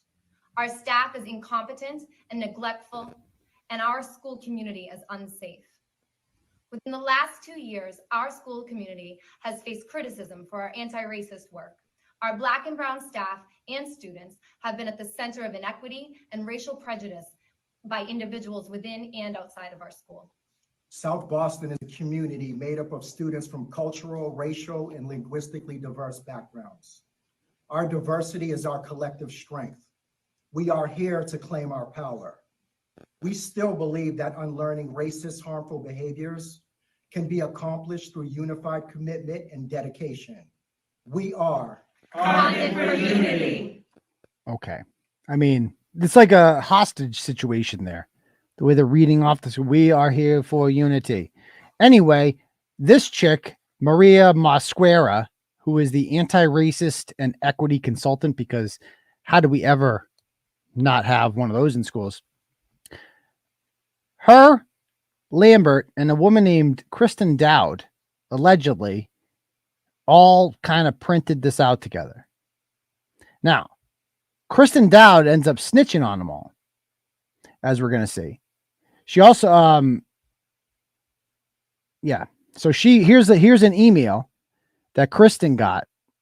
So once Kristen comes forward and basically spills the beans here and it's like, yeah, they're the ones that put the flyer out there. He gets finally fired and he's told he's not to work there. And what happens after Dowd came clean, Lambert began to threaten and harass her. So she applied for and received a restraining order in July. And I published the order here. And after years of rampant sexual harassment, they finally decided to get rid of him. Naturally, now Tania Anderson has hired him. I mean, it's just insane. I'm not going to lie. It's frustrating reading stories like this because, like, Democrats can do whatever they fucking want, man. Whatever they want. They will always have job. I mean, you get fired for putting out a flyer with fucking swastikas on it. And then you get hired immediately. No questions asked. You just get a chief of staff job for somehow with a ratchet ass city councilor married to a convicted murderer. And all because you're a Democrat. I mean, that's what you get. It's frustrating, man. I'm not gonna lie. It's frustrating because in a sane world, these people would not have any sort of institutional control or power, but they're just so good at it because they have to be. They don't care if their ideas are popular or not. All they care about is winning elections and making sure that their people stay in charge. And how do you do that? Well, mail-in voting. That's it. And it's not cheating, I guess, but that's democracy. Sonny Huston voting multiple times for her son who doesn't give a shit. That's what you consider a democracy? Insane. So, okay. Don't forget. No, you're thinking of Kendra Lara. Don't forget her living in a house she no longer qualifies for. Kendra Lara is an interesting one. I may or may not have a sex tape. Let's just put it that way. And normally I wouldn't care about a sex tape because, obviously. But with her, the kid is in the sex tape. That's what I'm told. The kid is in the sex tape. So stay tuned for that. Okay. Whatever came of your voting roster numbers? I don't follow. By the way, there is we're gonna have there's gift cards now available in the Turtle Boy store for Christmas, so you can get your loved ones. I'll have an announcement about that coming soon. Anyway, yeah. Double yikes is right. You got that right. Okay. So let's bring up the next story here.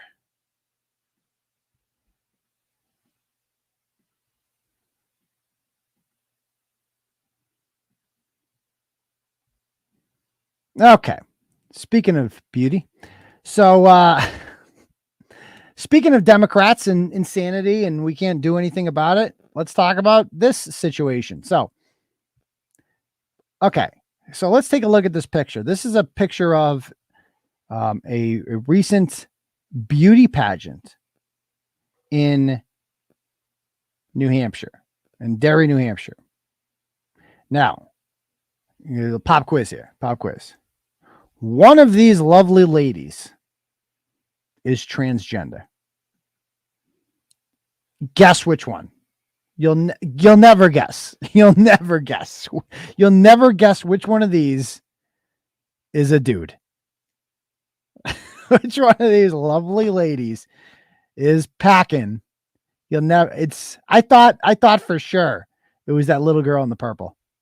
No, she's actually a real girl. She's actually a real girl. So no, we call her E Hyundai because it's not E Honda, it's E Hyundai. And the one in the green, no, it's the one in the red, unfortunately. And on top of that, he's the champion. So this is that's like, dude, you have to be kidding me. This is Miss Greater Derry, New Hampshire. I guess it's finally time to introduce myself. My name is Brian Nguyen. You couldn't even change your name to a chick name.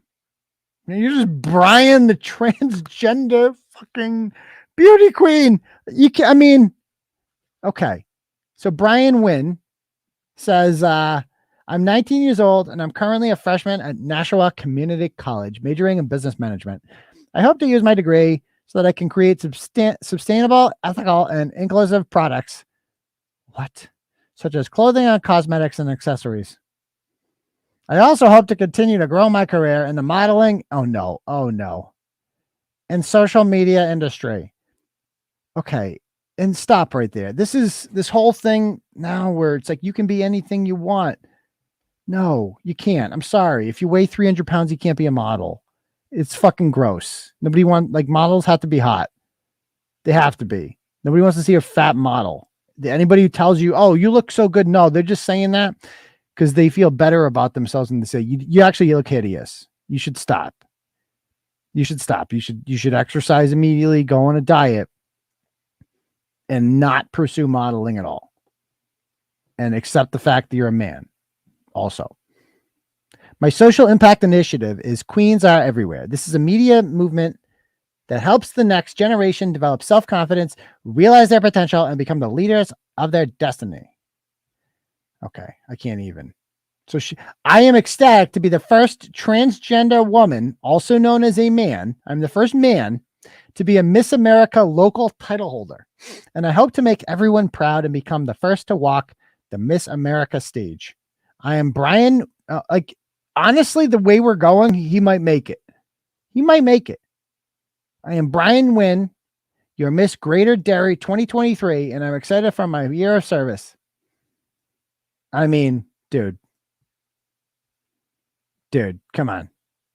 This is not satire. This is real. This is happening in real life. I know people are like, who gives a shit about some beauty pageant in New Hampshire? I'm telling you right now, this person didn't win because they were the most beautiful or they were the most talented. They won automatically just by being a sumo wrestler transgender dude. That's the only reason you won, is because the judges wanted to be like, oh, I'm so progressive. I voted for the fat guy. I'm so woke. Look at me. I'm so woke. I mean, you have to be kidding me.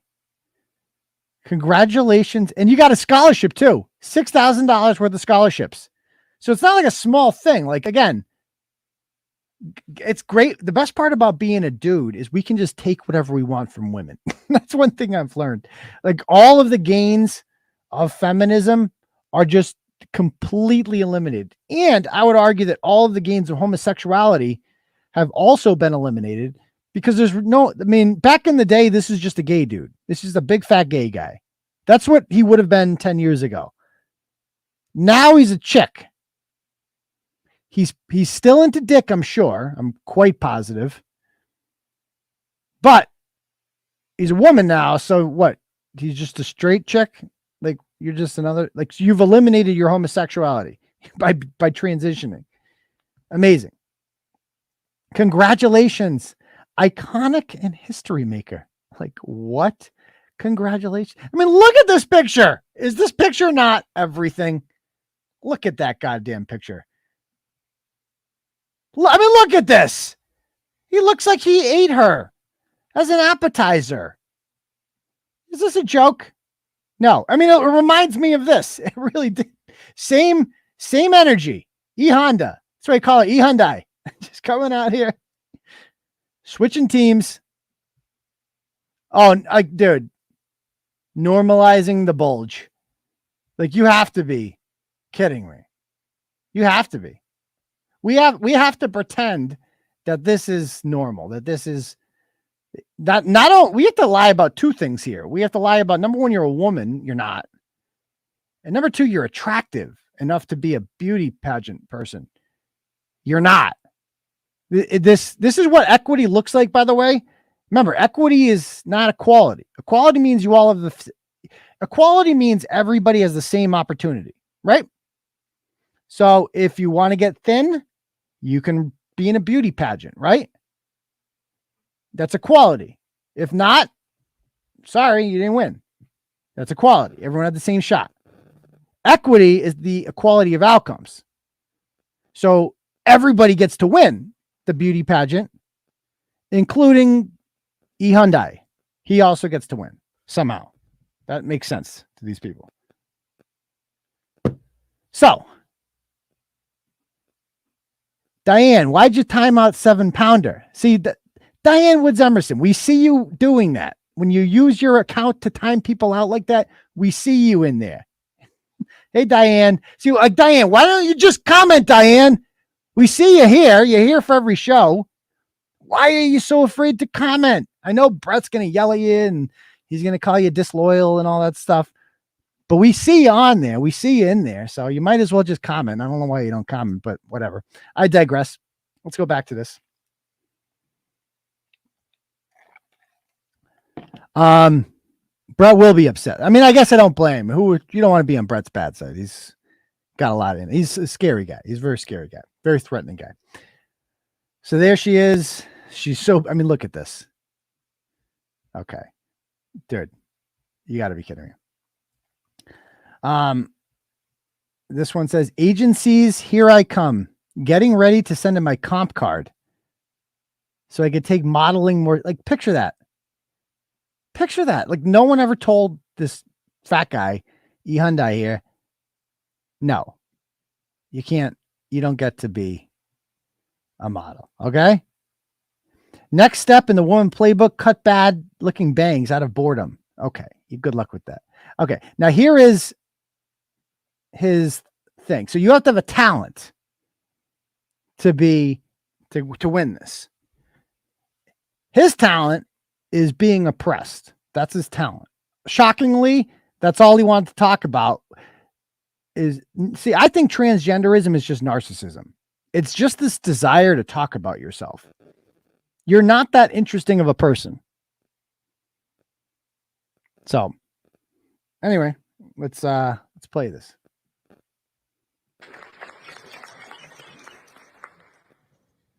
I want to read to you a couple of the thousands of comments I've received as a social media influencer. Maybe you should buy a house with a salad bar. Kim Jong-un, if he was even fatter, is down in his clothes. It's simply gross. I mean, no, he doesn't look like Kim Jong-un at all. No. Descending into a deep depression, but what got me out was seeing role models on social media living their most authentic lives without a care for negativity. And so I started my own initiative spotlighting those who have faced adversity and can teach others to be queens. But being a queen is not about being perfect. It's about making one small change a day to benefit yourself and your goals, whatever they may be. And so whether or not I walk off this stage with a sash over my chest, I can be proud of myself, knowing that I woke up and decided to thrive instead of just being alive. And I challenge you to take charge and become the leader, well, actually, the queen of your destiny. Okay. As soon as he gave that speech, I got news for the rest of the contestants. Bad news. You lost. You might as well pack it up and go home. As soon as you give a speech like that, where you're like, I'm transgender and people were mean to me and I cried, the judges are going to vote for you there. So this isn't even like a beauty pageant or a contest of anything really. It's just like that guy wins automatically because they feel bad for him. And of course they want to be part of history. I don't know who would ever say such a thing about him looking like Kim Jong-un in drag. I don't see the resemblance at all. No way. No way. Nothing. It looks nothing like him. No. Dude. Oh, dude. Come on. So it's not about being perfect, but it is about being a woman usually. But of course, being a woman, when we have Supreme Court justices like Ketanji Brown Jackson, who can't even say what a woman is, then I guess, what do you expect to happen? Now, he did go on. He's got this show called Queens Are Everywhere, in which he interviews other potential beauty queens who haven't reached his level of beauty yet. Hello, everyone. Welcome back to another episode of Queens Are Everywhere. My name is Brian Nguyen. Oh, Brian. I'm your host today. Your host always. I don't know what just happened.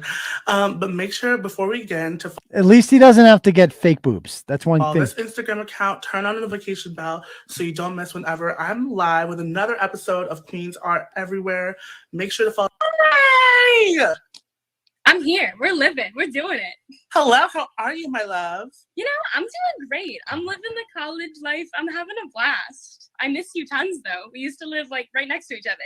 Literally, for people who don't know, we literally went to high school together, like this, in high school. But now she's in Rhode Island, so I can't see her as much as I'd like. But, oh my God, I'm so excited to see you. Now, before we get started, for those who might not know you, why don't you introduce yourself? Sure. My name's Angela Jakes. I'm teen. Okay, so that's why women couldn't vote until 1920, right there.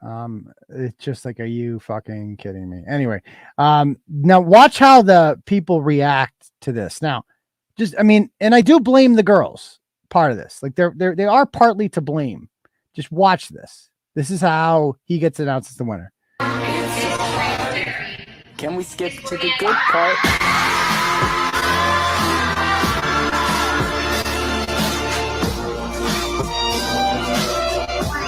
Why is he kneeling? Oh, that's right, because he's like much taller than them. Again, watch their faces. Can we notice how they're looking at him? Like they know he's gonna win. to the good part? Now look at them like all happy and shocked. And that is the problem right there, ladies. Like men wouldn't put up with this. Women are afraid to. Women are more timid by nature, I think. They're not going to say anything. They don't want to cause ripples and get, they're just nicer in general. They don't want to be mean. And this is what you get. You get walked on by men. And just because he calls himself a woman doesn't mean he is one. He's still a man who took something away from you. He took a $6,000 scholarship away from one of you. So I've seen some people like, who cares about a beauty pageant? Well, it's the principle of the matter here. Truth still matters. Truth still matters. And that, ladies and gentlemen, is a man. That is a man who just won one, and it's ridiculous. And it's like, how many things can we take from you women? Now, Brian voted. I wonder who he voted for. Shocking. Although, in fairness, this is the hottest woman. I mean, the real tragedy. This is actually the hottest woman in New Hampshire. Dr. Karyln. By the way, this is wild. The election results in New Hampshire for governor. Karyln ran for governor, by the way, in between tweeting all day. And there's two candidates for the Libertarian Party. She must have been so out of control that they threw someone else up there and they doubled her vote. She got 0.5%. 0.5%.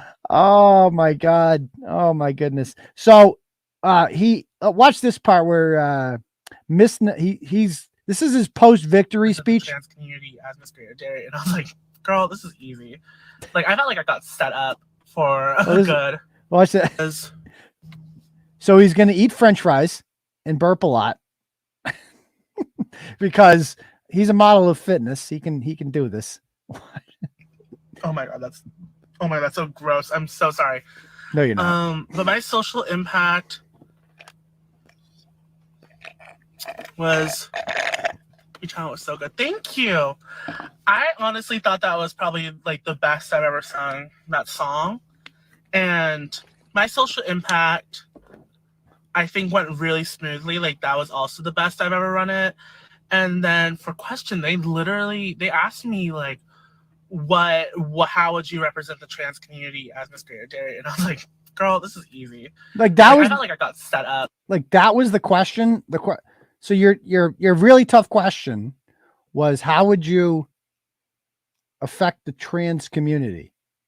That's why they won. I mean, what is he going to say for that?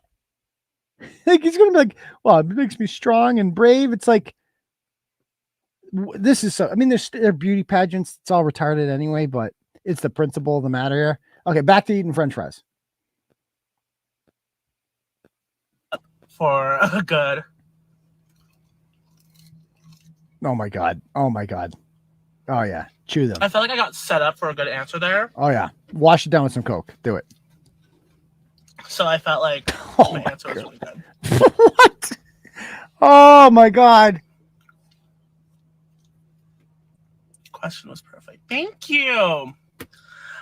When I got off stage, I was like, was it like too basic? Was I just too like, you're perfect? Oh my god. Oh my god. Wait, So- did I accept it? So he gets joined here by Miss Nevada, and now watch. Miss Nevada is a lesbian apparently, which is Hi, congratulations. What the heck? Oh my goodness.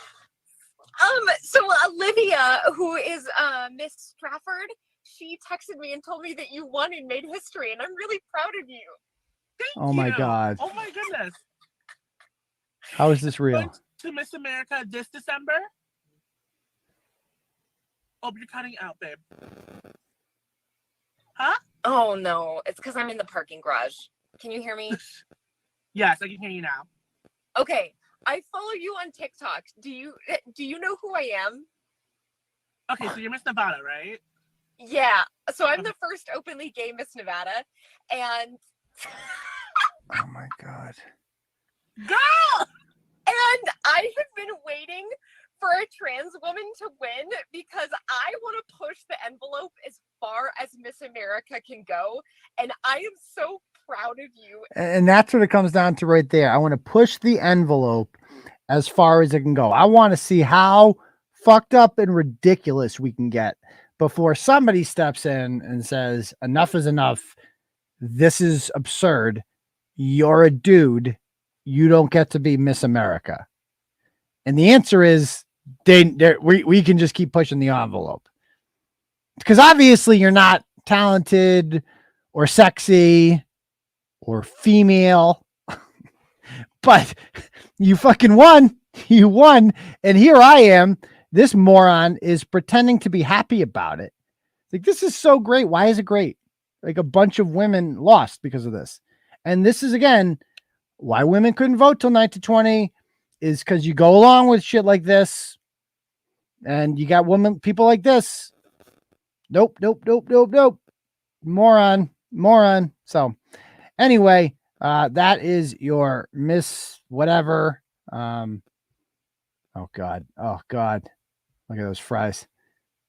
Oh, there's more on there. The lesbian. So the first scissor sister to win it. So good for him. Anyway. All right. So you know what? We're going to end it there. Sorry, I don't have time to get into any more stories. Why don't we do a little ask? No, that's what I'm saying, April. Miss Nevada is incredibly full of shit. There's no way she was truthful in anything she's not actually happy. Like, it's fake. You think she's like actually that happy about it? No. She just wanted to get her chance to go on Instagram Live and be like, I'm a lesbian. She goes, do you know who I am? I'm Miss Nevada. Not just Miss Nevada, the first lesbian. I eat pussy and fucking love it. I'm not even doing it to just because I'm at college, just trying to impress some guys or whatever. No, I actually really enjoy eating pussy. I won't even suck a dick. I've never even done it. Just that.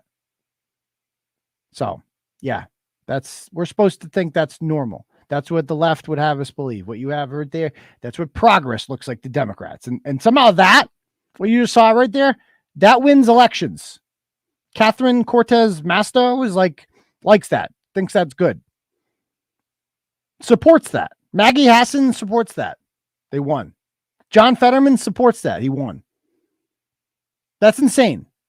That's insane. All right. But okay. Why don't we take any questions you guys have? We'll do a Ask Turtle Boy. If you guys have any questions, let me check the donos, see if we got any. No, okay, cool. I still love you guys. If anybody wants to donate and get a super chat up here, you can click at the link at the top, donate whatever amount of money you want. And yeah, you can leave a message and I'll bring it up. Also, Cash App is $ Uncle Turtle Boy, if you'd like to do it that way.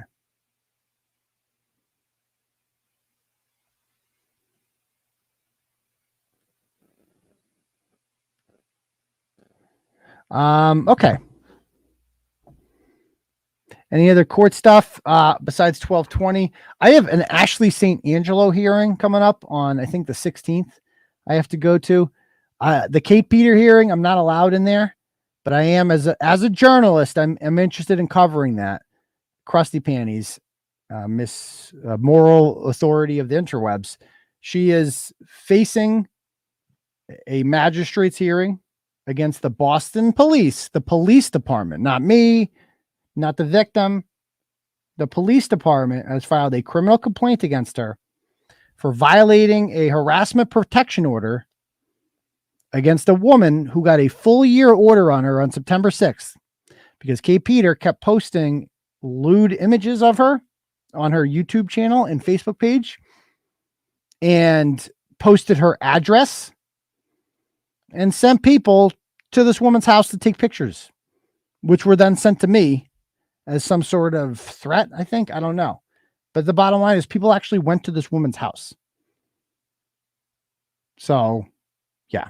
So the Kate court date is Tuesday in Boston at the Genetti House of Justice, which we call it there, West Roxbury Court. No, I don't have anything on Lorraine, unfortunately. Nice to see you there, Sarah. I haven't seen you in a while. And so if the magistrate finds that there is probable cause, and that's up to the Boston Police Department, they need to present their case, then a criminal charge will be filed in the district attorney's office in Suffolk County. Will be prosecuting that, and she will get a charge. And she will have to fight that, and it'll take a while, and we'll see what the outcome is of that. If not, if it fails, then the order still exists. She still has, so either way, Kate Peters still has a full year restraining order on her. And just for the record, I have, you can say whatever you want about me. I've never had a full year restraining order put on me.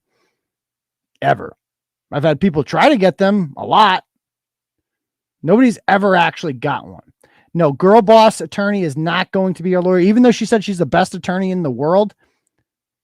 Girl boss attorney is not representing her this time, even though she said she did great. Even though, again, go listen to that audio. It's hilarious. Didn't go too well. Yeah, it's West Roxbury Court. It's actually in Jamaica Plain. Trump is going to be a jackass and announce he's definitely going to announce he's running on Tuesday. I mean, Herschel Walker has no shot at winning the runoff. Not only does he have no shot at winning the runoff, it no longer matters because Blake Masters and apparently Adam Laxalt have lost. So that's the end of that. We lost everything. Every winnable race in the Senate, we lost. I don't blame Trump for the Masters endorsement. I think that was the best endorsement. I think J.D. Vance was a great endorsement. But I blame him for Oz. That's the big one. Because Oz was contested. Oz barely won. Oz won by a few votes over David McCormick, who definitely would have won. Because he doesn't live in New Jersey. That's what killed Oz. He lives in goddamn New Jersey. Or Kathy Barnett. We got a cash app here from my guy, 7-pounder. He sends 10 ski. He says, please use half this money to buy Alina a couch. I forgot about Alina. I haven't seen her in a bit. Is she still on there? I don't even know. Thank you for 7-pounder. Laxalt was DeSantis' roommate? I didn't know that. All right. Anybody else have any other questions? The Bolduc too? Yeah, he definitely endorsed Bolduc. Although after seeing the results there, I don't know if any Republican could have got. The only Republican that I think that could have beaten Maggie Hassan was Chris Sununu. And he selfishly ran for governor again instead of Senate. I don't live in New Hampshire, so him being governor of that state doesn't affect me at all. But him being senator of that state, he definitely can hear static when a message comes through. Oh, that's weird. So it picks up on that, huh? So, yeah, he definitely he would have won New Hampshire. He's the only Republican that could have beaten Maggie Hassan. But what's up with the polls, man? The polls used to be fake. We used to say, oh, those are fake because Trump was down on the polls. It favors Democrats. Well, now it appears to favor Republicans because every poll had Bolduc even with Hassan. And Adam Laxalt was winning like 95% of the polls that I saw. And Dr. Oz was winning a bunch of polls. But again, the early voting, man. Polls don't matter when half the population's already voted. But how many senators do they have for New Hampshire? The same amount as every other state, my guy. 2.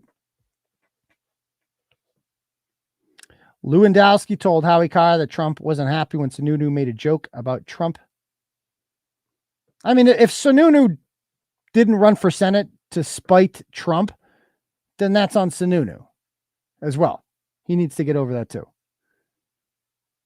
No, I don't have another book written. Just the one book, James, so far.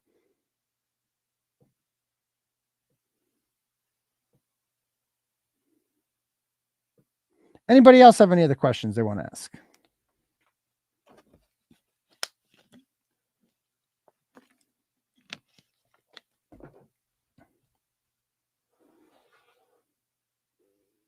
So that means Sununu will probably run against, that would be Jean Shaheen. Jean Shaheen's seat is not open for another 4 years. So maybe he'll run then. I don't know. Maybe. But we do have upcoming in 2024. I mean, but will we just lose again?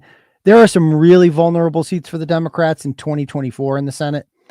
You got Joe Manchin, who's a Democrat technically, and he represents the most conservative state in the country in West Virginia. You also have John Tester, senator from Montana, which is a pretty solidly red state, even though they had some weird ballot initiative this time that favored the left, Born Alive Act or something that people are like, not kill him. John Tester needs to go. There's like 4 or 5 Democrats, in my opinion, that could be. Oh, and Sherrod Brown from Ohio is another Democrat who wins easily, but the demographics of Ohio have changed substantially over the last 7 or 8 years. And that is a solidly red state now. They should have 2 Republican senators out of Ohio. Because if Pennsylvania's got 2 Democrats and Michigan's got 2 Democrats, then Ohio should have 2 Republicans. Enough of this shit. And Montana should have 2 Republican senators. This is getting ridiculous.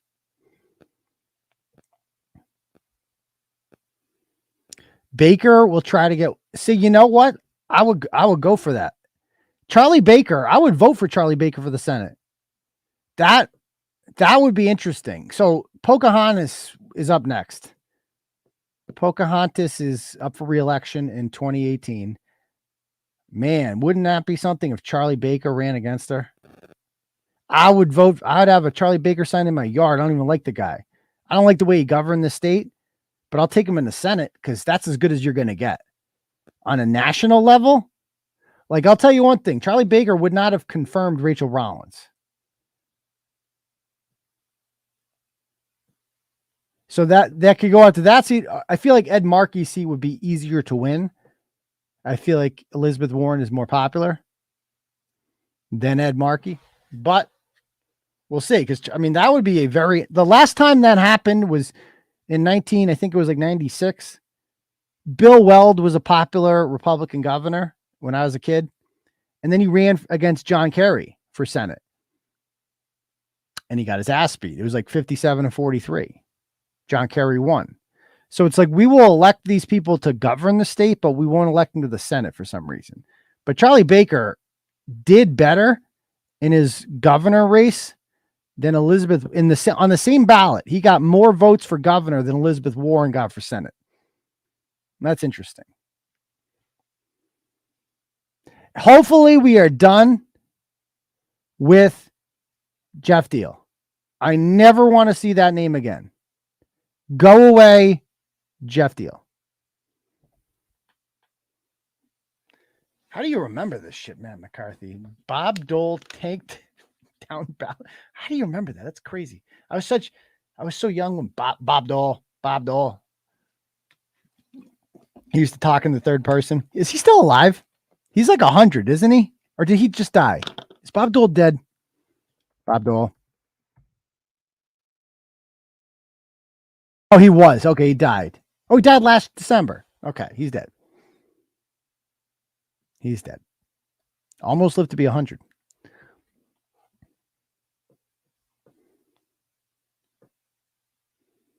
Baker would have smoked Healy. Would have been a good race for sure. Would have been very competitive. But I think you're right. I think Baker would have won. I think Baker would have beat. I don't think she would have run if Charlie Baker ran again.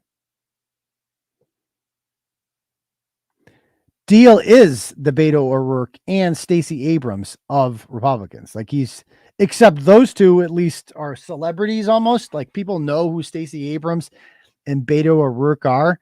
Nobody knows who the fuck Jeff Deal is. And nobody cares. He's like the most irrelevant person ever.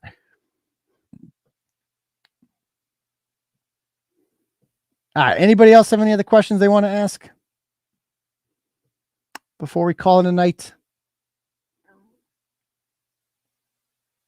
I'm Bob Dole. Bob Dole.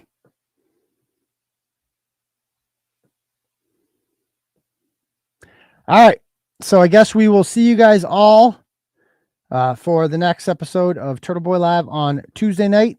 We'll be having a local sign up, so you can sign up to watch the extra overtime show on locals. And we'll see you guys all then. Peace, Turtle Riders.